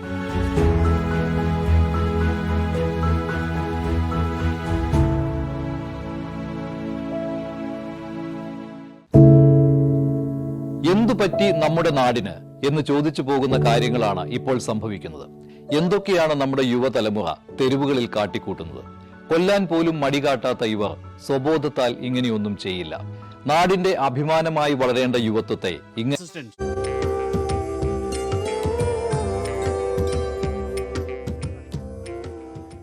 അയ്യപ്പ സംഗമത്തിനായിട്ടുള്ള രജിസ്ട്രേഷൻ തുടരുകയാണ്. അങ്ങോട്ട് തന്നെ ഒന്നുകൂടെ പോകാം. ഇപ്പോൾ കൂടുതൽ അയ്യപ്പന്മാർ വന്നുകൊണ്ടിരിക്കുകയാണ്. നേരത്തെ ഓൺലൈനായിട്ട് ബുക്ക് ചെയ്ത അയ്യപ്പന്മാർ ഇപ്പോൾ കൂടുതലായിട്ട് വന്നുകൊണ്ടിരിക്കുന്നു. ഇവര് രജിസ്റ്റർ ചെയ്ത് അകത്തേക്ക് കയറുന്ന ആ കവാടത്തിന്റെ ദൃശ്യമാണ് ഇപ്പോൾ കാണുന്നത്. കൂടുതൽ തിരക്ക് അവിടെ വന്നിട്ടുണ്ട്. പക്ഷേ രണ്ട് വശത്തുമായിട്ടും രജിസ്ട്രേഷൻ കൗണ്ടറുകൾ ക്രമീകരിച്ചിട്ടുണ്ട്. അതിനാൽ തന്നെ വലിയ ഒരു തിരക്ക് അവിടെ ആളുകൾ കൂട്ടം കൂടി നിൽക്കുന്നത് ഒഴിവാക്കുവാനായിട്ട് ഒരു പരിധിവരെ സഹായിച്ചിട്ടുണ്ട്.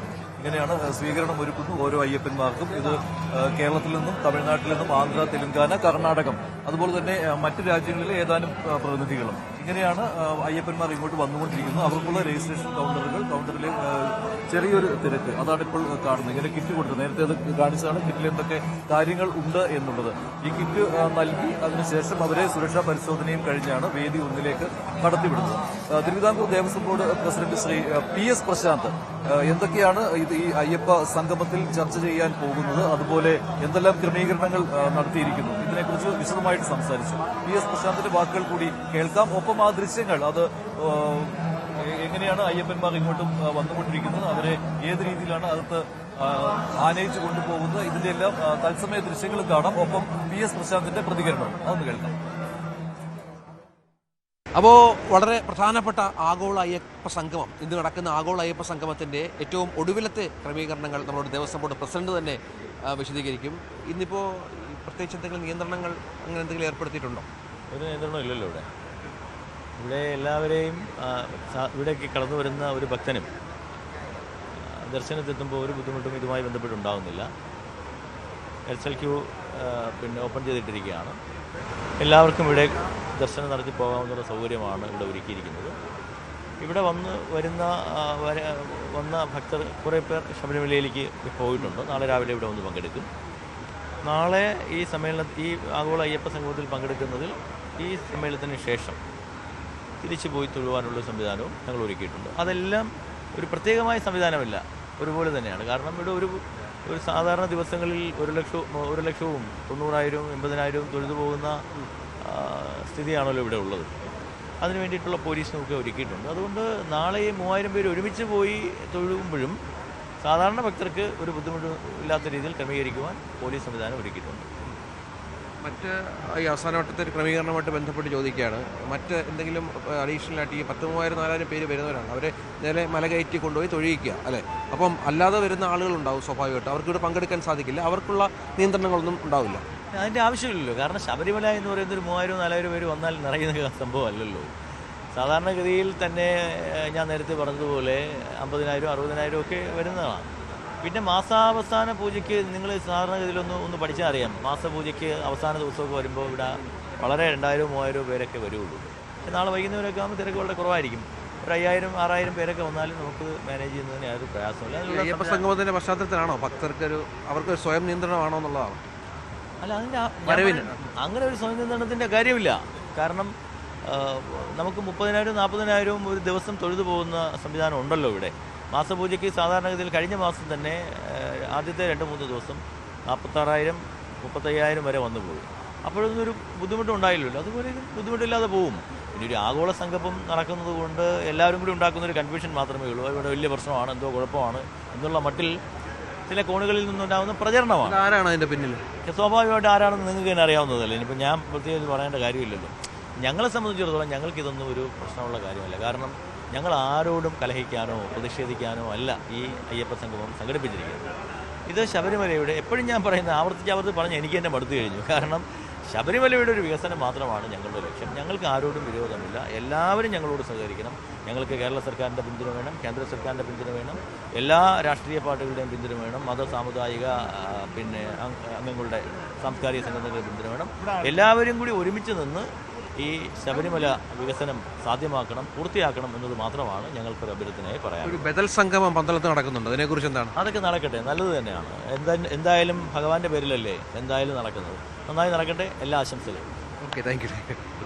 അപ്പോൾ ദേവസ്വം ബോർഡ് പ്രസിഡന്റാണ് നമ്മളോട് സംസാരിച്ചത്. അവസാനവട്ട ഒരുക്കങ്ങൾ എല്ലാം പൂർത്തിയായി കഴിഞ്ഞു. രജിസ്ട്രേഷൻ നടപടികൾ ആരംഭിച്ചു കഴിഞ്ഞു അല്പസമയം മുമ്പ്. ഇതുമായി ബന്ധപ്പെട്ടുള്ള ഇനിയുള്ള സെഷൻസ് ഇപ്പോൾ പുരോഗമിച്ചുകൊണ്ടിരിക്കുകയാണ്. അപ്പോൾ ആഗോള അയ്യപ്പ സംഗമത്തിന് ഇപ്പോൾ ഒരുപാട് ആളുകൾ ഈ രജിസ്ട്രേഷൻ കൗണ്ടറിൽ ഇപ്പോൾ കാര്യമായ തിരക്കാണ് അനുഭവപ്പെടുന്നത്. നമുക്ക് ദൃശ്യങ്ങളിൽ കാണാം. തമിഴ്നാട്ടിൽ നിന്ന്, ആന്ധ്രയിൽ നിന്ന്, തെലങ്കാനയിൽ നിന്നൊക്കെ വന്ന ആളുകൾക്കൊപ്പം മലയാളികളായ നിരവധി ആളുകളും ഈ രജിസ്ട്രേഷൻ കൗണ്ടറിലേക്ക് എത്തി രജിസ്ട്രേഷൻ നടപടികൾ ആരംഭിച്ചിട്ടുണ്ട്. അതിന്റെ ക്രമീകരണങ്ങളാണ് ഇപ്പോൾ പുരോഗമിക്കുന്നത്. ഏതായാലും നമുക്കറിയാം, മാസങ്ങളായി നടക്കുന്ന ദേവസ്വം ബോർഡ് നേതൃത്വം നടക്കുന്ന വലിയ ഒരു ഒരുക്കമുണ്ട് ഈ സംഭവവുമായി ബന്ധപ്പെട്ട്. അത് വിപുലമായി തന്നെ ഈ കാര്യങ്ങൾ സംവിധാനങ്ങളൊക്കെ ഒരുക്കാനുള്ള എല്ലാ ശ്രമങ്ങളും ആദ്യം മുതൽ തന്നെ ദേവസ്വം ബോർഡിന്റെ ഭാഗത്ത് നിന്ന് ഉണ്ടായിരുന്നു. അതിന്റെ ഭാഗമായി തന്നെയാണ് ഇപ്പോൾ കാര്യങ്ങൾ മുന്നോട്ട് പോകുന്നത്. ഡാൻ കുര്യൻ ഇപ്പോൾ നമ്മളോടൊപ്പം ചേരുന്നുണ്ട്. അദ്ദേഹത്തിന്റെ കൂടെ കുറെ ഭക്തരുണ്ട്. അവരോട് സംസാരിക്കാം. വിശ്വാസികളായുള്ള ചില ഡാനിലേക്ക്.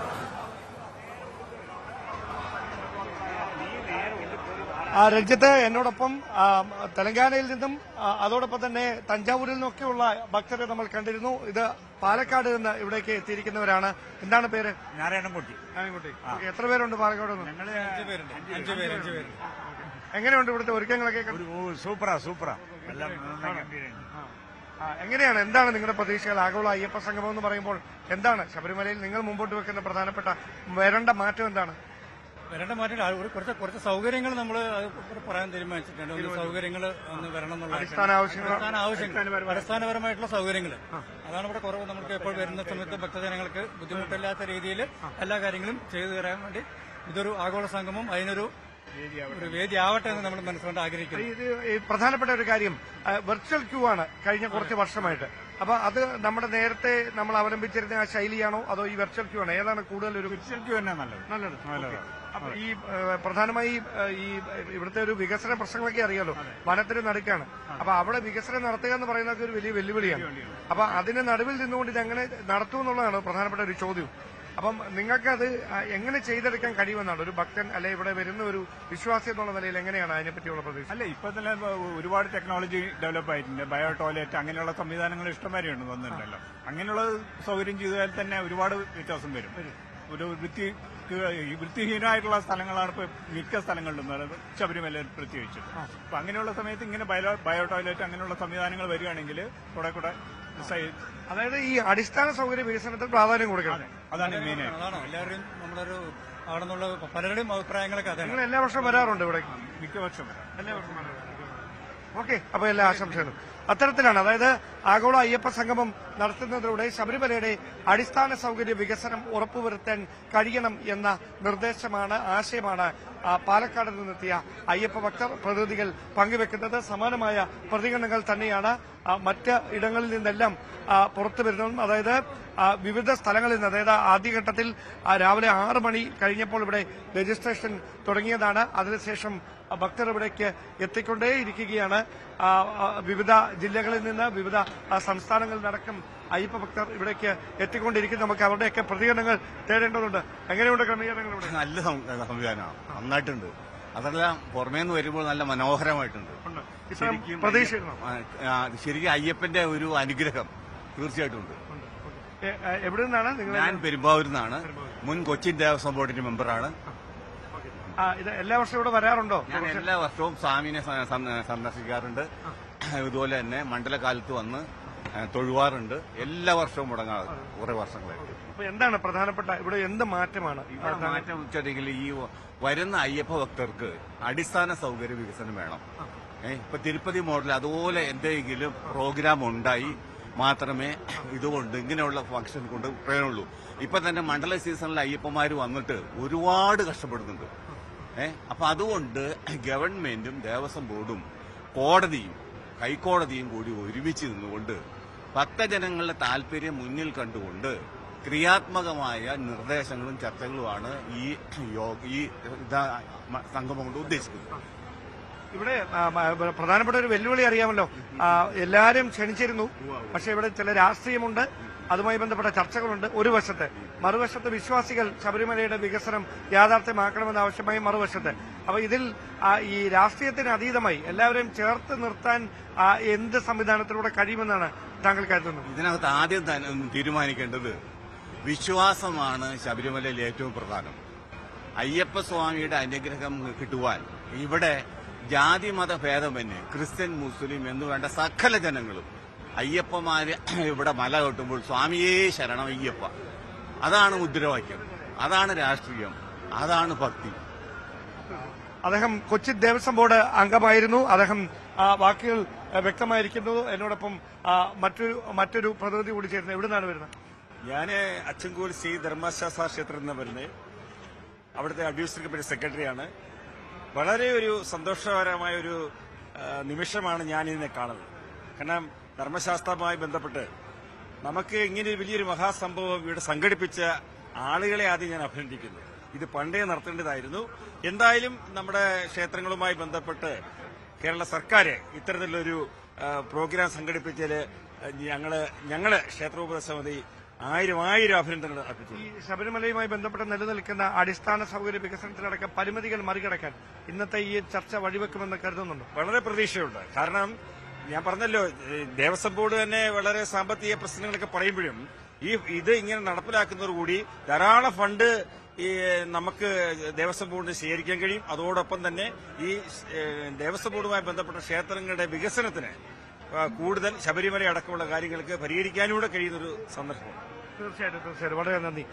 അത്തരത്തിലാണ് പ്രതികരണങ്ങൾ. വളരെ പ്രതീക്ഷയോടെ നോക്കിക്കാണുന്നു ഇവിടേക്ക് എത്തിക്കൊണ്ടിരിക്കുന്ന ഓരോ പ്രതിനിധികളും. വിവിധ ജില്ലകളിൽ നിന്ന് ഞാൻ നേരത്തെ സൂചിപ്പിച്ച പോലെ കേരളത്തിനകത്തു നിന്നും പുറത്തു നിന്നുമായി നൂറുകണക്കിന് അയ്യപ്പ ഭക്തർ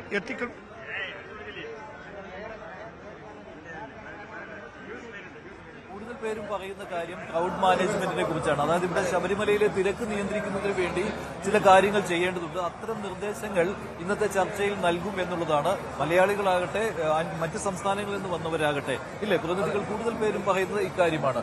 അങ്ങനെ മിക്ക പ്രതികരണങ്ങളിലും ഉയർന്നു വന്നിരിക്കുന്നത് അതാണല്ലോ അല്ലെ, ഈ ക്രൗഡ് മാനേജ്മെന്റ്, ഇവിടെ തിരക്ക് നിയന്ത്രിക്കുന്നതിന് വേണ്ടിയുള്ള ക്രമീകരണങ്ങൾ വേണം, അതേക്കുറിച്ചുള്ള ചർച്ചകൾ വേണമെന്ന് അല്ലെ. തീർച്ചയായിട്ടും അതായത് നമ്മൾ ഒരു പരിധി വരെ നമ്മൾ അവിടെ നിന്ന് ഈ മറ്റ് സംസ്ഥാനങ്ങളിൽ എത്തിയിരിക്കുന്ന പ്രതിനിധികൾ ഉൾപ്പെടെയുള്ളവരോട് സംസാരിക്കുമ്പോൾ പ്രധാനമായിട്ട് അവിടെ ഉയർന്നു വരുന്ന ഒരു ആശയം അടിസ്ഥാന സൗകര്യ വികസനമാണ്. അവർ അതിനപ്പുറത്തേക്ക് വലിയ കാര്യങ്ങളൊന്നും ചർച്ച ചെയ്യുന്നില്ല. കാരണം ഇതൊരു കാനനമാണ്, കാനനത്തിന് നടുവിലുള്ള ക്ഷേത്രമാണ് എന്ന ബോധ്യം നമ്മളെക്കാൾ കൂടുതൽ മറ്റ് സംസ്ഥാനങ്ങളിൽ നിന്ന് എത്തുന്നവർക്കുണ്ട്. അതുകൊണ്ട് അവരാവശ്യപ്പെടുന്നത് ഈ ഇൻഫ്രാസ്ട്രക്ചർ ഡെവലപ്മെന്റ്, അടിസ്ഥാന സൗകര്യ വികസനം, അത് മാത്രമാണ്.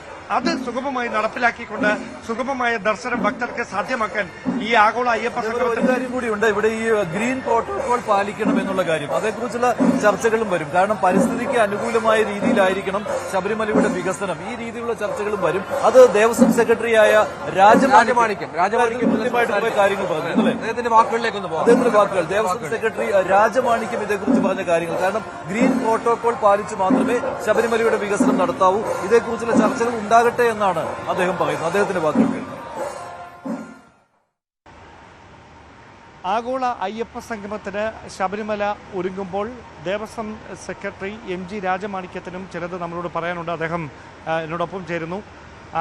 പെട്ടെന്ന് കണ്ടാൽ ഒരു ഡിവോട്ടി ആയിട്ടാണ് ഇവിടെ നിൽക്കുന്നത്. ഒരു ഉദ്യോഗസ്ഥൻ ജോലി ചെയ്യുന്നു എന്നതിനപ്പുറത്തേക്ക് ഒരു വിശ്വാസിയുടെ മനസ്സോടെയാണോ താങ്കൾ ഇവിടെ ഈ പ്രവർത്തനങ്ങളിൽ മുഴുകുന്നത്? ആഗോള അയ്യപ്പ സംഗമത്തിൻ്റെ പാനൽ ചർച്ചകൾ കഴിഞ്ഞാൽ എല്ലാ ഡെലിഗേറ്റ്സും സന്നിധാനത്താണ് പോകുന്നത്. അപ്പോൾ സന്നിധാനത്ത് വിലയിരുത്താൻ, സന്നിധാനത്തിന് ദർശനത്തിന് വിലയിരുത്താൻ പോയിട്ട് നേരെ ഇങ്ങോട്ട് വരുന്നുണ്ട്. അതുകൊണ്ടാണ് ഇങ്ങനെ. എങ്ങനെയാണ് ഇത് നമുക്ക് ഏത് തരത്തിലായിരിക്കും ഈ ശബരിമലയുടെ ഒരു ടോട്ടൽ ഹോളിസ്റ്റിക് ആയിട്ടുള്ളൊരു വികസനത്തിന് ഈ ആഗോള സംഗമം എത്രയും സഹായിക്കുമെന്നാണ് താങ്കൾ കരുതുന്നത്? അതായത് ശബരിമലയെ സംബന്ധിച്ചിടത്തോളം നമുക്ക് നോക്കിയാൽ അറിയാം, വളരെ പരിമിതികൾക്ക് ഇടയിലാണ് ശബരിമല ഇപ്പോഴും പ്രവർത്തിക്കുന്നത്. വർഷങ്ങൾ തോറും ആൾക്കാർ, ഭക്തർ കൂടിയാണ് വരുന്നത്. കഴിഞ്ഞ വർഷം ഏകദേശം 53 ലക്ഷത്തോളം ഭക്തർ ഇവിടെ എത്തിയിട്ടുണ്ട്. അപ്പോൾ ഇതെല്ലാ വർഷവും ഇങ്ങനെ കൂടി വരുമ്പോൾ പക്ഷേ നമുക്ക് വളരെ ലിമിറ്റഡ് സ്പേസും ലിമിറ്റഡ് വികസനമാണ് ഇപ്പോൾ ഉള്ളത്. അപ്പോൾ ഇത് ഒരു ആഗോള തീർത്ഥാടന കേന്ദ്രം ശബരിമല എന്നുള്ളത് യാതൊരു സംശയവും ആർക്കുമില്ല. പക്ഷേ അതേ സമയത്ത് ഇതിൽ വികസനം ചെയ്യുമ്പോൾ കുറേ കാര്യങ്ങളുണ്ട്. ബഹുമാനപ്പെട്ട ഹൈക്കോടതിയുടെ നേതൃത്വമുണ്ട്, ഡയറക്ഷനുണ്ട്, ഫോറസ്റ്റാണ്, പെരിയാറുടെ റിസർവ് ഫോറസ്റ്റിന് സൈഡിൽ വരണം. അപ്പോൾ പരിസ്ഥിതി നോക്കണം, തീർത്ഥാടനം നോക്കണം, അപ്പോൾ എല്ലാം നോക്കണം. അതേ സമയത്ത് വികസനവും വരണം. അപ്പോൾ അങ്ങനെ ഒരു റെസ്ട്രിക്റ്റഡ് സ്പേസിലെയാണ് നമ്മളിപ്പോൾ ശബരിമല ഫംഗ്ഷൻ ചെയ്തുകൊണ്ടിരിക്കുന്നത്. അപ്പോൾ ഇത്ര ക്രൗഡ്, അതുകൊണ്ടാണ് നമ്മൾ ആഗോള അയ്യപ്പ സംഘം കൊണ്ട് ഉദ്ദേശിക്കുന്നത് ഇത് തന്നെയാണ്. രണ്ട് കാര്യങ്ങളാണ്. ഇത് ഒന്ന് തത്വമസി എന്നുള്ള ഒരു ആംഗിളാണ് നമ്മൾ നടപ്പിലാക്കുന്നത്. ഒന്ന് അത് അയ്യപ്പൻ്റെ ഒരു തന്നെയാണ്. രണ്ടാമത് വളരെ പ്രധാനപ്പെട്ട കാര്യം, ആഗോള അയ്യപ്പ സംഗമത്തെ സംബന്ധിച്ചിടത്തോളം വളരെ പ്രധാനപ്പെട്ട കാര്യം എന്ന് പറയുന്നത് നമുക്ക് ഒരു മാസ്റ്റർ പ്ലാൻ ഉണ്ട് ശബരിമലയ്ക്ക്. ഈ മാസ്റ്റർ പ്ലാൻ നടപ്പിലാക്കുമ്പോൾ, മാസ്റ്റർ പ്ലാൻ ഓൾറെഡി അപ്രൂവ്ഡ് ആണ്, നിലവിലുണ്ട്. ഇത് നടപ്പിലാക്കുമ്പോൾ ഇതുമായിട്ട് ബന്ധപ്പെട്ട ഒരു സ്റ്റേക്ക് ഹോൾഡറാണ് ഇവരെല്ലാം വരുന്ന ഭക്തർ. അപ്പോൾ എല്ലാ ഭക്തരോടും മാസ്റ്റർ പ്ലാൻ എന്താണ് നമുക്ക് ചോദിക്കാനുള്ള അവസരമില്ല ഒന്ന്. രണ്ടാമത് അവർക്ക് തന്നെ ഒരു വേദി വേണം എന്നുള്ളതാണ്. അപ്പോൾ ആ വേദിയിൽ ഉദ്ദേശിക്കുക, അതുകൊണ്ടാണ് ആഗോള അയ്യപ്പ സംഗമം ഒരു വേദിയാക്കിയത്. ഇതിലുള്ള ഡെലിഗേറ്റ്സ് തന്നെ, നമ്മൾ എടുത്തിട്ടുള്ള ഡെലിഗേറ്റ്സ് തന്നെ അങ്ങനെ നിരന്തരം ശബരിമലയുടെ ഭക്തരാണ്. വിവിധ സമയങ്ങളിലേക്ക് തുടർച്ചയായിട്ട് ശബരിമലയ്ക്ക് വരുന്ന ഭക്തരിൽ നിന്നാണ് നമ്മൾ ഡെലിഗേറ്റ്സ് തന്നെ സെലക്ട് ചെയ്തിട്ടുള്ളത്. അപ്പോൾ അവരുടെ ഒരു കാഴ്ചപ്പാട് ശബരിമല എങ്ങനെയാവണം, എങ്ങനെയായിരിക്കണം എന്നുള്ള കാഴ്ചപ്പാടും കൂടി നമ്മൾ കാണണമെന്നുള്ള ഒരു സ്റ്റേക്ക് ഹോൾഡർ പാർട്ടിസിപ്പേഷനായിട്ടും കൂടി ആഗോള അയ്യപ്പ സംഗമത്തെ നമുക്ക്. ഞങ്ങൾക്കൊരു പ്രധാനപ്പെട്ട സംശയമുള്ളത്, അങ്ങ് സൂചിപ്പിച്ച പോലെ ഒരുപാട് പരിമിതികൾക്കകത്തെ ഇവിടെ ഒരു വികസനം സാധ്യമാകും. പ്രത്യേകിച്ച് ഇതൊരു പെരിയാർ ടൈഗർ റിസർവിൻ്റെ ഭാഗമായിട്ടുള്ളൊരു സ്ഥലം കൂടിയാണ്, ക്ഷേത്രം ഉൾപ്പെടെ. അപ്പോൾ അങ്ങനെ ഒരു സ്ഥലത്ത് നമ്മൾ എത്രയധികം ആശയങ്ങൾ ചർച്ച ചെയ്താലും പ്രായോഗികമായി ഈ വികസനം സാധ്യമാക്കുക എന്ന് പറയുന്നത് അത് എത്ര കണ്ട് നമുക്ക് പ്രാക്ടിക്കലായിട്ട് നടപ്പിലാക്കാൻ കഴിയും? അല്ല, തീർച്ചയായിട്ടും. അതായത് പരിമിതികൾ ഉണ്ടെങ്കിലും ഇന്നത്തെ കാലത്ത്, അതായത് അതുകൊണ്ടാണ് സസ്റ്റൈനബിൾ ഡെവലപ്മെൻറ്റ് ഒരു കോൺസെപ്റ്റ് പറയുന്നത്. അതായത് പരിസ്ഥിതി സംരക്ഷിക്കപ്പെടണം, അതേ സമയത്ത് വികസനവും അതിൽ വരണം എന്നുള്ളതാണ് സുസ്ഥിര വികസനം, അതാണ് സസ്റ്റൈനബിൾ ഡെവലപ്മെൻറ്റ്. അപ്പോൾ ആ ആംഗിൾ നോക്കി കഴിയുമ്പോൾ തന്നെ ഇപ്പോൾ നമ്മൾ 10-20 കൊല്ലം മുൻപ് കണ്ട ക്രൗഡുമല്ല വികസനവുമല്ല ഇന്നും ഉള്ളത്. അപ്പോൾ ഈ വികസനം ഇങ്ങോട്ട് വരുമ്പോൾ ഈ പരിസ്ഥിതി പ്രശ്നം, അതായത് അതിനൊരു ഡിസ്റ്റർബൻസ് വരാതെ എങ്ങനെയൊക്കെ ഡെവലപ്മെൻറ്റ് കൊണ്ടുവരാൻ പറ്റുമെന്നുള്ളത്. ഉദാഹരണം, ഫോർ എക്സാമ്പിൾ നമുക്കിപ്പോൾ റോപ്പ് വേ സാങ്ഷൻ ചെയ്ത് കിടക്കുക. ഈ റോപ്പ് വേ വരുമ്പോൾ സ്വാഭാവികമായിട്ടും എന്തുകൊണ്ടാണ് റോപ്പ് വേ ഇപ്പോൾ ഇങ്ങനെ നോക്കുക, നമ്മൾ കുറേ പണ്ട് ഈ പാതയിൽ തന്നെ കഴുതകൾ വെച്ചാണ് സാധനങ്ങൾ കൊണ്ടുപോയത്. ഇപ്പോൾ ട്രാക്ടറാണ്.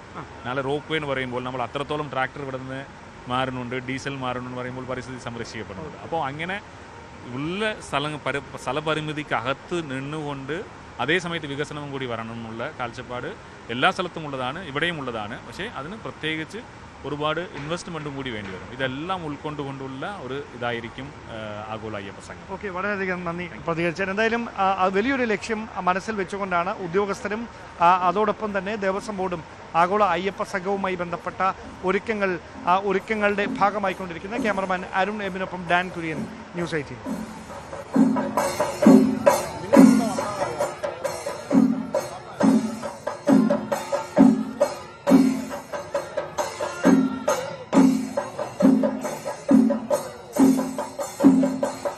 അതായത് ഗ്രീൻ പ്രോട്ടോകോൾ പാലിച്ചുകൊണ്ട് തന്നെ ശബരിമലയുടെ വികസനം ഇതാണ് ലക്ഷ്യമിടുന്നത് എന്ന കാര്യത്തിൽ സംശയമില്ല. ഇതേക്കുറിച്ചുള്ള ചർച്ചകളും ഉണ്ടാകട്ടെ എന്നുള്ളതാണ് ദേവസ്വം സെക്രട്ടറിയായ രാജമാണിക്യം പറയുന്നത്.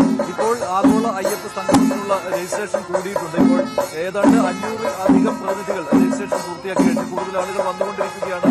ഇതിപ്പോൾ ആകെ ഒരു അയ്യപ്പ സംഗമത്തിലെ ആ ഒരു മൂഡിലേക്ക് കാര്യങ്ങൾ വന്നിരിക്കുകയാണ്. ഇതിപ്പോൾ ഉദ്ഘാടനത്തിന് മുഖ്യമന്ത്രി എത്തിക്കഴിഞ്ഞാൽ വൈകാതെ തന്നെ ഉദ്ഘാടന ചടങ്ങ് തുടങ്ങും. ദേവസ്വം മന്ത്രി വേദിയിലേക്ക് വരുന്നു. അങ്ങനെ ഇത് ആഗോള അയ്യപ്പ സംഗമത്തിൽ ഇതുവരെ നമ്മൾ സംസാരിച്ച പ്രതിനിധികൾ വന്നെത്തിയിരിക്കുന്ന അയ്യപ്പന്മാർ അവർ പറയുന്നത് കൂടുതലും ശബരിമലയുടെ വികസനത്തിന് വേണ്ടി ഞങ്ങൾക്കാവുന്നത്ര നിർദ്ദേശങ്ങൾ മുന്നോട്ട് വെക്കും. പക്ഷേ അത് പരിഗണിക്കേണ്ടതും സംസ്ഥാന സർക്കാരും ദേവസ്വം ബോർഡുമാണ്. ഞങ്ങളുടെ നിർദ്ദേശങ്ങൾ മുന്നോട്ട് വെക്കുവാനുള്ള ശ്രമം ഉണ്ടാകും. ഇത്തരത്തിലൊരു ശ്രമം സർക്കാരിന്റെ ഭാഗത്തുനിന്നുണ്ടായത് നല്ല കാര്യമാണ് എന്ന രീതിയിലുള്ള പ്രതികരണമാണ് പൊതുവെ അയ്യപ്പന്മാരിൽ നിന്ന് ഉണ്ടാകുന്നത്. അല്ലെ, ആ രീതിയിലാണല്ലോ പൊതുവെ രജിസ്ട്രേഷൻ നടപടികൾ നല്ല കാര്യമാണ്. രജിസ്ട്രേഷൻ നടപടികൾ കാര്യമായി പുരോഗമിക്കുന്നുണ്ട്. ഇപ്പോൾ ഒരുപാട് ആളുകൾ ഇങ്ങോട്ടേക്ക് എത്തിക്കൊണ്ടിരിക്കുന്ന ഒരു സാഹചര്യം. ഓക്കെ, കൃഷ്ണനാരായണൻ അവിടെ ഈ വിശ്വാസികൾക്കൊപ്പം രജിസ്ട്രേഷൻ നടത്തിയ ആൾക്കൊപ്പം ചേരുന്നുണ്ട്. ശശിക്കൊപ്പം നമുക്കൊന്ന് പോകാം.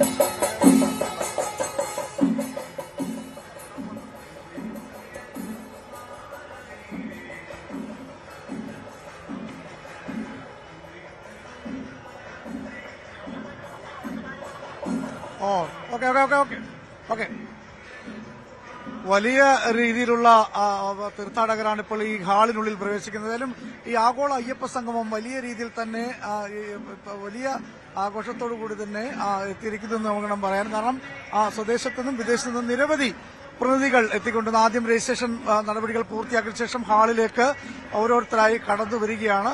എന്തായാലും ഈ അയ്യപ്പ സംഘവുമായി ബന്ധപ്പെട്ട് ഒരു വലിയ സർക്കാരെ സംബന്ധിച്ച് വലിയ ഒരു ഈ നിലവിലത്തെ സാഹചര്യത്തിൽ വേറെ ഒട്ടനവധി വിമർശനങ്ങളും പ്രതിസന്ധികളും ഉണ്ടായെങ്കിൽ പോലും നിലവിൽ ഇത് കൃത്യമായി വിജയിപ്പിക്കുന്ന രീതിയിലേക്ക് കാര്യങ്ങൾ എത്തിയിരിക്കുന്നു. ഇന്നലെ മുതൽ വിവിധ സ്ഥലങ്ങളിൽ നിന്നുള്ള ആളുകൾ അതായത് സംസ്ഥാനത്തും അതുപോലെ തന്നെ പുറത്തു നിന്നുള്ള വിദേശികളും സ്വദേശികളും അടക്കമുള്ള പ്രതിനിധികൾ ഈ ആഗോള അയ്യപ്പ സംഗമത്തിൽ പങ്കെടുക്കാൻ ഇത്തിരി വേദിയും എല്ലാം അതിന് തയ്യാറായിരിക്കുന്നു. ഓരോരുത്തരും രജിസ്റ്റർ ചെയ്തതിനു ശേഷം ഹാളിനുള്ളിൽ കടക്കുകയാണ്.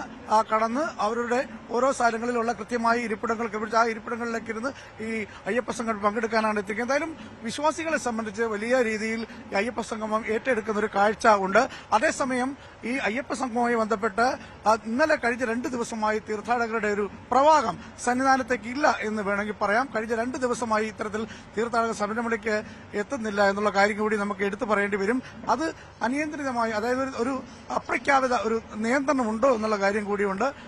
അതേസമയം നിലവിലുള്ള തീർത്ഥാടകർക്ക് ഈ അയ്യപ്പ സംഘവുമായി ബന്ധപ്പെട്ട് എത്തിയിരിക്കുന്ന ആളുകൾക്ക് വേണ്ടി ഉള്ള ക്രമീകരണങ്ങളെല്ലാം പൂർത്തിയാക്കണം. അതിന്റെ ഒരു ഭാഗമായുള്ള നിയന്ത്രണമാണോ എന്ന കാര്യം അറിയില്ല. എന്തായാലും വിമർശനങ്ങളും പ്രതിഷേധങ്ങളും ഹിന്ദു സംഘടനകളുടെ ഭാഗത്തു നിന്നുണ്ടാകുമ്പോൾ തന്നെ ഈ അയ്യപ്പ സംഘവുമായി ബന്ധപ്പെട്ട് സർക്കാരിന്റെ ഭാഗത്ത് നിന്ന് ദേവസ്വം ബോർഡിന്റെ ക്രമീകരണങ്ങൾ വളരെ മെച്ചപ്പെട്ട രീതിയിലാണ് ബന്ധപ്പെട്ടുള്ളത്. നിലവിൽ പല രീതിയിലുള്ള ആളുകൾ, അതായത് ഈ വിദേശത്തും സ്വദേശത്തും അടക്കമുള്ള തീർത്ഥാടകർ അയ്യപ്പ സംഗമത്തിലേക്ക് പങ്കെടുക്കുന്നുണ്ട്. അതിനുള്ള ക്രമീകരണങ്ങളെല്ലാം പൂർത്തീകരിക്കും. 10 മണിയോടുകൂടി തന്നെ മുഖ്യമന്ത്രി വേദിയിലെത്തും. അയ്യപ്പ സംഗമം ഉദ്ഘാടനം ചെയ്യും. അതിനുശേഷമായിരിക്കും പിന്നീട് ചർച്ചകൾ നടക്കുക. എന്തായാലും ഈ മാസ്റ്റർ പ്ലാൻ അടക്കമുള്ള വിഷയമാണ് പ്രധാനമായും 3 വേദികളിലായി ചർച്ച നടക്കുന്നത്. അത്തരം കാര്യങ്ങൾ എന്തായാലും ഒരു ചർച്ചയുണ്ടാവും. അതിനുശേഷമായിരിക്കും എന്തെങ്കിലും കാര്യങ്ങളിൽ ഇതുമായി തീരുമാനമുണ്ടാവുക. ഞാൻ മഹാരാഷ്ട്രയിൽ നിന്ന് വരുന്നു, ബോംബെയിൽ നിന്ന്. എൻ്റെ പേര് സുജിമോൻ നായർ. അയ്യപ്പ സംഗമത്തിനോട് വന്നതാണ്. മഹാരാഷ്ട്രയിലെ അയ്യപ്പ സംഗമത്തിനുമായി ബന്ധപ്പെട്ട ഇതിന്റെമായി ബന്ധപ്പെട്ടുള്ള സംഘടനകളുണ്ട്. അതെ, ഒരുപാട് സംഘടനകളുണ്ട്. അപ്പൊ ഞാനിപ്പോ കളമ്പോലി ശ്രീ അയ്യപ്പ സേവാ സമാജം അവിടെ നിന്നാണ് ഞാൻ വരുന്നത്. മഹാരാഷ്ട്ര കളമ്പോലിയിലുള്ളത്, ന്യൂ പൻവേല് അറിയാമല്ലോ, അവിടെയാണ്. എങ്ങനെ തോന്നുന്നു ഇവിടെ ക്രമീകരണങ്ങളൊക്കെ? ക്രമീകരണങ്ങള് കുറച്ചും കൂടി മെച്ചപ്പെടണം, അതാണ് പറയാനുള്ളത്. അവിടുന്ന് കൂടുതൽ ആളുകൾ വന്നിട്ടുണ്ട്? ഇല്ല, ഞങ്ങള് സീസണിലാണ് അധികം വരാറുള്ളത്. നമ്മൾ മണ്ഡലമാസ സമയത്താണ് വരാറുള്ളത്. ഞങ്ങൾ അമ്പലത്തിൽ നിന്ന് ചുരുങ്ങിയ 100 ആൾക്കാർ എല്ലാ വർഷവും വരാറുണ്ട്. ഇപ്പൊ കഴിഞ്ഞപ്പോ 4 വർഷമായിട്ട് ഇവിടെ അറിയാലോ 18 മണിക്കൂർ 12 മണിക്കൂറൊക്കെ ക്യൂ നിൽക്കേണ്ട ഗതികേടായിരുന്നു. അപ്പൊ ഞങ്ങള് ട്രെയിനിൽ വന്ന് പോകാൻ തന്നെ ഞങ്ങൾക്ക് 2 ദിവസത്തെ സമയം വരും. അപ്പൊ ഇവിടെ 12-16 മണിക്കൂർ ഇവിടെ നിന്ന് കഴിഞ്ഞാൽ ആ ട്രെയിൻ കിട്ടാതെ പോകുന്ന എത്രയോ സമയം വരെ അവസ്ഥകളും കൂടി ഗവൺമെന്റും ദേവസ്വം ബോർഡൊന്നും മനസ്സിലാക്കണം. അതുകൊണ്ട് എന്റെ അഭിപ്രായം എന്ന് വെച്ച് കഴിഞ്ഞാൽ ഒന്ന് എത്രയും പെട്ടെന്ന് എല്ലാവർക്കും ദർശന സൗകര്യവും അതേപോലെ ക്യൂ കമ്മിയായിട്ട് കിട്ടുകയാണെങ്കിൽ വളരെ നല്ലത്. ഇവിടെ ഇതുമായി ബന്ധപ്പെട്ടുള്ള ചർച്ചകളും വിഷയങ്ങളൊക്കെ ചർച്ച ചെയ്യുന്നുണ്ട്. അക്കാര്യത്തിൽ പറയുന്ന അഭിപ്രായങ്ങൾ എന്തായിരിക്കും? അല്ല, അതുമായിട്ട് എന്തെങ്കിലും അവസരം കിട്ടുകയാണെങ്കിൽ ഞാൻ അതിനുള്ള അഭിപ്രായം പറയുന്നതായിരിക്കും. എന്തായിരിക്കും പ്രധാനമായിട്ടും അവിടുത്തെ ഈ മഹാരാഷ്ട്രയിലുള്ള തീർത്ഥാടകരെ കുറിച്ച് എന്താണ് പറയുന്നത്? മഹാരാഷ്ട്രയിൽ എല്ലാവരും അയ്യപ്പ വിശ്വാസികളാണ്. അയ്യപ്പന് വേണ്ടി എന്ത് കാര്യമുണ്ട് ആരുണ്ടെങ്കിലും അത് നമ്മൾ അതിന് പൂർണ്ണമായിട്ട് സഹകരിക്കും. പക്ഷെ നല്ല കാര്യത്തിനാണെങ്കിൽ നമ്മൾ സഹകരിക്കും. അത്തരം വിഷയങ്ങളൊക്കെ ഉന്നയിക്കും. അത്തരം വിഷയങ്ങളൊക്കെ ഉന്നയിക്കും. അതെ, വിജയിക്കും. ഒറ്റയ്ക്കാണോ വന്നിരിക്കുന്നത്? ഞാൻ ഒറ്റയ്ക്കാണ് വന്നിരിക്കുന്നത്. മലയാളി അസോസിയേഷന്റെ അല്ലേ? ഞാന് അവിടെ നായർ സർവീസ് സൊസൈറ്റി കളമ്പോലിയിലെ സെക്രട്ടറിയും കൂടിയാണ്. പിന്നെ അയ്യപ്പ സേവാ സമാജത്തിന്റെ മെമ്പറും കൂടിയാണ്. Life membership. ഇരിക്കുന്നവരൊക്കെ അവിടെ നിന്നുള്ളതാണോ? അത്തരത്തിലുള്ള ആളുകൾ നിലവിൽ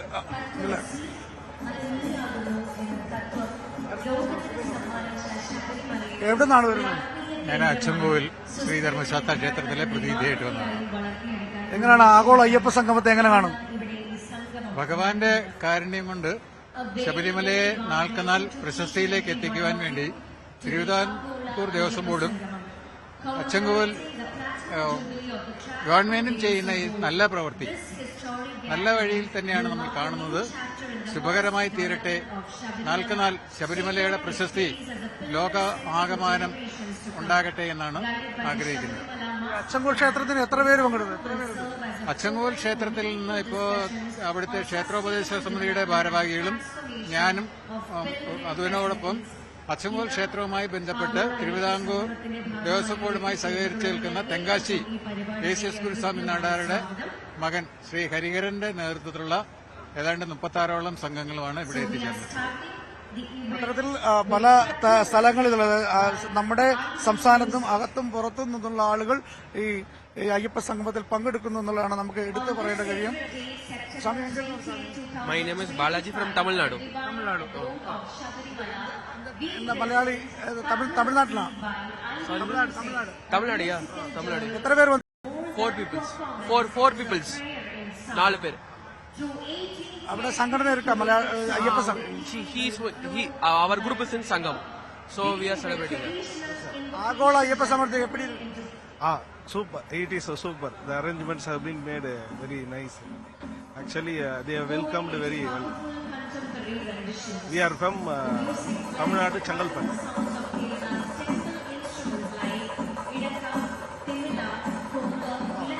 I am from Bangalore. I am very happy that I have been selected. But at the same time, I am not happy with the arrangements. I have reached here on 18th. There was no room. When I requested Trivandrum Devasam Board, they said it is not our duty. For 2 days we were staying in the platform. I came along with Malagapuram. There is no place for taking a bath. There is no place. All the rooms were booked. I pleaded. I am from Bangalore. They said, why you came on 19th? How can I come on 20th?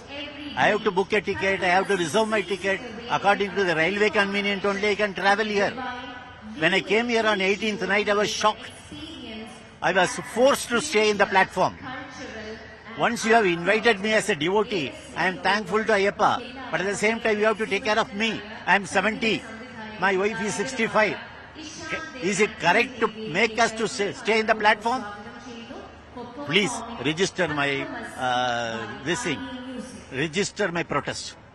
They have to. If you invite a person, you have to give all convenience to them. I am prepared to pay for the room. Even then the rooms are not available. I went to police station, police control room. They say it is not my duty. They say it's only Maramat people you go and contact. They say that we don't have any intimation.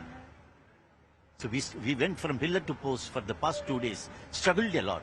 It should not be like that. When you convene a meeting, you should take steps to give arrangements. Even if it is paid, I am prepared to pay the money. We literally stayed in the platform. Pardon, sir? I reported to the Devasam Board officer. He said I can't take any step. I went to the police control room. Police control room say it is not in our hand. No reply. See, they, at least to the senior citizens, they should take care. Put all the 100 people in one room. I'll be happy. I don't want a single room. Put all the people in one room. Let it be dormitory. Something they have to provide. I'm prepared to pay for all the things. Please. Thank you very much. അത്തരത്തില് ഒട്ടനവധി പ്രശ്നങ്ങൾ കൂടി തീർത്ഥാടകർ പങ്കുവെക്കുന്നുണ്ട്. സൗകര്യങ്ങളുടെ കാര്യത്തിൽ, അടിസ്ഥാന സൗകര്യങ്ങളുടെ കാര്യത്തിലൊക്കെ ഒരുപാട് കാര്യങ്ങൾ പരിഹരിക്കേണ്ടതായിട്ടും ആ വിഷയങ്ങളെല്ലാം ആഗോള അയ്യപ്പ സംഗമത്തിൽ ചർച്ച ചെയ്തതായി വരും. സംസ്ഥാനത്തിനകത്തും പുറത്തുനിന്നുള്ള സ്വദേശത്തും വിദേശത്തും രാജ്യത്തിന് പുറത്ത് നിന്നുള്ള ആളുകൾ അയ്യപ്പ സംഗമത്തിന് എത്തിയിരിക്കുന്ന പ്രതിനിധികൾ അവർ പ്രത്യേക ചുരിദാക്കളും അക്കൂട്ടത്തിലുണ്ട്. അതുപോലെ തന്നെ രജിസ്റ്റർ ചെയ്ത് വന്ന ആളുകളുമുണ്ട്. അതിലെ അയ്യപ്പന്മാരുടെ ചില പരാതികൾ കൂടി അവർ നേരിട്ട് പറയുന്നുണ്ട്. കാരണം അവരെ ക്ഷണിച്ചിട്ടും അവർ ഇവിടെ വന്നിട്ട് അതിനുള്ള സൗകര്യങ്ങൾ കിട്ടിയിട്ടില്ല എന്നുള്ള പരാതികളുമുണ്ട്. അതോടൊപ്പം തന്നെയാണ് അയ്യപ്പ സംഗമത്തിൽ ഞങ്ങൾ എന്തൊക്കെ വിഷയങ്ങൾ പറയാൻ പോകുന്നു എന്ന് അയ്യപ്പന്മാർ പറയുന്നു. അങ്ങനെ ഒരു അവസരം കിട്ടിയാൽ അത് ഉന്നയിക്കാൻ ആഗ്രഹിക്കുന്നത് കഴിഞ്ഞ തീർത്ഥാടന കാലത്തുണ്ടായ ബുദ്ധിമുട്ടുകളെ കുറിച്ചാണ്. പ്രധാനമായും അക്കാര്യങ്ങൾ ഉന്നയിക്കാൻ തന്നെയാണ് അയ്യപ്പന്മാർ വന്നിരിക്കുന്നത്. അതായത് അടിസ്ഥാന സൗകര്യങ്ങൾ ശബരിമലയിൽ കൂട്ടേണ്ടതുണ്ട്. അതിന്റെ പ്രാധാന്യത്തെക്കുറിച്ച് തന്നെയാണ് അയ്യപ്പന്മാർ കൂടുതലും ഇവിടെ സംസാരിക്കാൻ അവസരം കിട്ടിയാൽ അവർ സംസാരിക്കാൻ ആഗ്രഹിക്കുന്നത്. അത് തന്നെയാണ് അയ്യപ്പന്മാർ പറയുന്നത്. ശബരിമലയുമായി ബന്ധപ്പെട്ട് ചർച്ച വരുമ്പോൾ സ്വാഭാവികമായും പ്രാധാന്യം വരേണ്ടതും ഇവിടേക്ക് എത്തുന്ന ലക്ഷോപലക്ഷം ഭക്തജനങ്ങളുടെ സൗകര്യം അത് വർദ്ധിപ്പിക്കുക എന്നത് സംബന്ധിച്ചാകും. അവർ കുടിവെള്ളം വേണം, താമസിക്കാൻ സൗകര്യം വേണം, അതുപോലെ തന്നെ വൃത്തി വേണം, മറ്റ് ഭക്ഷണ കാര്യങ്ങൾ പ്രാധാന്യം വേണം, സുഗമമായ ദർശനം വേണം. ഇതിനൊക്കെ ഒരു പരിഹാരം എന്ന രീതിയിലാണ് ഇപ്പോൾ ദേവസ്വം ബോർഡ് ഈ ആഗോള അയ്യപ്പ സംഗമത്തെ വിശേഷിപ്പിക്കുന്നത് എങ്കിലും അതുമായി ബന്ധപ്പെട്ട കൃത്യമായ പ്രപ്പോസൽസ് ഈ സെഷനുകളിൽ ഉണ്ടാകുമെന്ന് നമുക്ക് വിചാരിക്കാം. അതിനുശേഷം അതിലൊരു മാറ്റം ഉണ്ടാകും. അതെങ്ങനെ, ഏത് തരത്തിൽ എന്നൊക്കെയാണ് കാത്തിരുന്ന് കാണേണ്ടത്. ശരിക്കും പറഞ്ഞാൽ ഇവിടെ അയ്യപ്പന്മാർ എന്തുകൊണ്ടാണ് ഈ ആഗോള അയ്യപ്പ സംഗമത്തെ താല്പര്യത്തോടു കൂടി കാണുന്നത് എന്നതിന്റെ ഒരു പ്രതിഫലനം എന്ന് പറയാം ഇപ്പോൾ സംസാരിച്ച വിശ്വാസികളുടെ, ഇപ്പോൾ ഇവിടെ പങ്കെടുക്കാൻ എത്തിയിരിക്കുന്ന പ്രതിനിധികളുടെ അവരുടെ വാക്കുകൾ അത് തന്നെ വ്യക്തമാകുന്നതാണ്. കാരണം അവർക്ക് പറയുവാൻ ഒട്ടേറെ കാര്യങ്ങളുണ്ട്. അയ്യപ്പ സംഗമത്തിൽ അത് അവതരിപ്പിക്കാൻ പറ്റും എന്നുള്ള പ്രതീക്ഷ അവർ പ്രകടിപ്പിക്കുന്നുണ്ട്. എന്തായാലും ഇവിടെ ഈ തിരക്ക് നിയന്ത്രിക്കുന്നതിന് വേണ്ടി എന്തൊക്കെ കാര്യങ്ങൾ ചെയ്യാം എന്നതിനെ പറ്റി ഒരു പ്രത്യേക ചർച്ചാ സെഷൻ തന്നെ സംഘടിപ്പിച്ചിട്ടുണ്ട്. അതിലായിരിക്കും കൂടുതൽ നിർദ്ദേശങ്ങൾ വരാൻ പോകുന്നത് എന്ന കാര്യത്തിൽ സംശയമില്ല. കാരണം ഇവിടെ വരുന്നവർക്കും കൂടുതലും ഉന്നയിക്കുവാൻ ആഗ്രഹിക്കുന്ന വിഷയങ്ങളും അതുതന്നെയാണ്. എന്തായാലും 9:30 മണിയോടുകൂടി ഉദ്ഘാടന ചടങ്ങുകൾ തുടങ്ങും. മുഖ്യമന്ത്രി അല്പസമയത്തിനകം എത്തും. ഒരു മണിക്കൂറുകളിൽ മുഖ്യമന്ത്രി ഇങ്ങോട്ട് എത്തും. മുഖ്യമന്ത്രി തൊട്ടടുത്ത് തന്നെയാണ് താമസിക്കുന്നത്. പമ്പയുടെ തീരത്തുള്ള കെട്ടിടത്തിൽ തന്നെയാണ് അദ്ദേഹം താമസിക്കുന്നത്. അദ്ദേഹം അല്പസമയത്തിനകം ഇങ്ങോട്ട് പ്രധാന വേദിയായ തത്വമസിയിലേക്ക് എത്തും. അപ്പോൾ ഉടൻ തന്നെ ഉദ്ഘാടന ചടങ്ങുകൾ നടക്കുകയും ചെയ്യും. രജിസ്ട്രേഷൻ അതിന്റെ അന്തിമഘട്ടത്തിലേക്ക് കടക്കുകയാണ്. എന്തായാലും ഇതിന്റെ കൂടുതൽ ദൃശ്യങ്ങളും കൂടുതൽ വാർത്തകളും പ്രേക്ഷകരിലേക്ക് എത്തും. 9 മണിക്ക് ഇവിടെ നിന്നുള്ള തത്സമയ സംപ്രേഷണം തുടരും. ഉദ്ഘാടന ചടങ്ങുകൾ പൂർണ്ണമായിട്ടും തത്സമയം ഉണ്ടായിരിക്കും. ഇവിടെ ഒരു കാര്യം പറയാം, ഈ ചർച്ചാ വേദിയിൽ ചർച്ച നടക്കുന്ന സമയത്ത് മാധ്യമങ്ങൾക്ക് പ്രവേശനമില്ല. ഇല്ല, അത് ചർച്ച നടക്കുമ്പോൾ മാത്രമേ ഉണ്ടാവുകയുള്ളൂ. പക്ഷേ 3 സെക്ഷനിലായി നടക്കുന്ന ചർച്ചകളിൽ മാധ്യമങ്ങൾക്ക് പ്രവേശനമില്ല. ഉദ്ഘാടന ചടങ്ങിന് ശേഷം മാധ്യമങ്ങളോട് പുറത്തേക്ക് പോകാനാണ് സംഘാടകർ ആവശ്യപ്പെട്ടിരിക്കുന്നത്. അതിനുശേഷമുള്ള സമാപന ചടങ്ങിലും മറ്റ് ഈ ക്രോഡീകരിച്ചുള്ള ഇതുമായി ബന്ധപ്പെട്ട ചർച്ചകളിലുമൊക്കെ ഒരുപക്ഷെ മാധ്യമങ്ങളെ ഈ ചർച്ചയിൽ ഉരുത്തിരിഞ്ഞു വരുന്ന ആശയങ്ങൾ എന്തൊക്കെയാണ്, അതിന്മേൽ ഒരു പൊതുനയം ഏത് രീതിയിൽ രൂപീകരിക്കാം എന്നതിനെ കുറിച്ച് അവസാനം അത് പറയും എന്നാണ് ദേവസ്വം മന്ത്രി പറഞ്ഞിരിക്കുന്നത്. എന്തായാലും ഇതെല്ലാം ഉണ്ടാകും തത്സമയം. ഇന്ന് സ്പെഷ്യൽ ഡേയിൽ എത്തുന്നത് തിരുവനന്തപുരം വലിയവിള സ്വദേശിയായ ഏകാൻഷിന്റെ 4ാമത്തെ ജന്മദിനമാണിന്ന്. അച്ഛൻ അരുൺ എസാറും അമ്മ രേഷ്മയുമാണ് ആശംസകളുമായി ചേരുന്നത്. അപ്പോൾ ഏകാൻഷ് മോന് ന്യൂസ് 18 കുടുംബത്തിന്റെ എല്ലാവിധ ആശംസകളും അറിയിക്കുകയാണ്. A very happy birthday.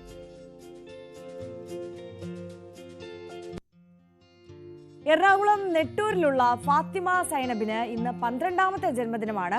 അച്ഛൻ മുഹമ്മദ് റഫീഖും അമ്മ ഷനാ നസ്റിനുമാണ് ആശംസകൾ അറിയിക്കുന്നത്.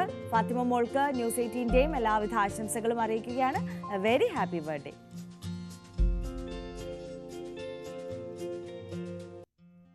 എറണാകുളം കമ്മട്ടിപ്പാടം സ്വദേശിയായ കാർത്തിക മഹേഷിന്റെ ജന്മദിനമാണിന്ന്.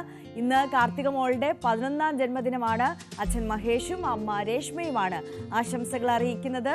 അപ്പോൾ കാർത്തിക കുട്ടിക്ക് ന്യൂസ് 18 കുടുംബത്തിന്റെ എല്ലാവിധ ആശംസകളും അറിയിക്കുകയാണ്. A very happy birthday.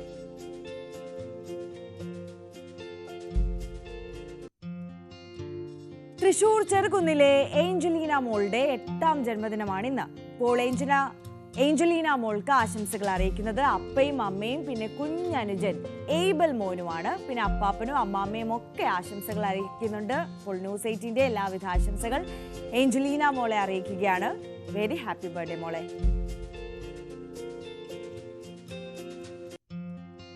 ഇന്ന് 25ാം വിവാഹ വാർഷികം ആഘോഷിക്കുന്ന നെയ്യാറ്റിൻകര വെള്ളറട സ്വദേശി ജെ ജോസ് പ്രകാശിനും ഭാര്യ ശ്രീജയ്ക്കും 1000 ആശംസകൾ നേരുകയാണ് കൂട്ടുകാരും കുടുംബാംഗങ്ങളും അവരുടെ കൂട്ടായ്മയായ ഫ്രണ്ട്സ് ആൻഡ് ഫാമിലി ക്ലബ്. അപ്പോൾ ഈ ക്ലബിന്റെ മാത്രം ആശംസകളല്ല, ന്യൂസ് 18 കുടുംബത്തിന്റെയും എല്ലാവിധ ആശംസകളും ജോസ് ചേട്ടനെയും ശ്രീജ ചേച്ചിയെ അറിയിക്കുകയാണ്. A very happy anniversary.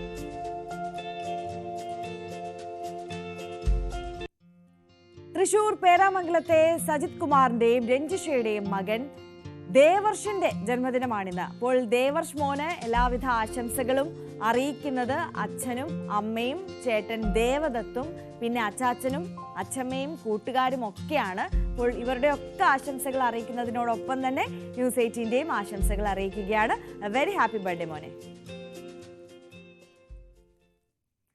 അപ്പോൾ രാവിലെയുടെ സമയം ഇവിടെ അവസാനിക്കുകയാണ്. ഇന്ന് രാവിലെ പൂർണ്ണമായും പമ്പ തീരത്ത് നിന്ന് ആഗോള അയ്യപ്പ സംഗമത്തിന്റെ വിശേഷങ്ങളുമായിട്ടായിരുന്നു പ്രേക്ഷകരിലേക്ക് എത്തിയത്. ഇനി വരും മണിക്കൂറുകളിലും അയ്യപ്പ സംഗമത്തിന്റെ വിശേഷങ്ങൾ കൂടുതലായി പ്രേക്ഷകർക്ക് ന്യൂസ് 18 കേരളത്തിലൂടെ കാണാം. 9:30 മുഖ്യമന്ത്രി പിണറായി വിജയൻ ആഗോള അയ്യപ്പ സംഗമത്തിന്റെ ഉദ്ഘാടനം നിർവഹിക്കുക. അപ്പോൾ അതിൻ്റെയൊക്കെ തത്സമയ കാഴ്ചകളും വിവരങ്ങളുമെല്ലാം പ്രേക്ഷകരിലേക്ക് സമഗ്രമായി എത്തിക്കുന്നതായിരിക്കും. അപ്പോൾ എല്ലാ പ്രേക്ഷകർക്കും ഒരിക്കൽ കൂടി ഒരു നല്ല ദിവസം ആശംസിക്കുകയാണ്.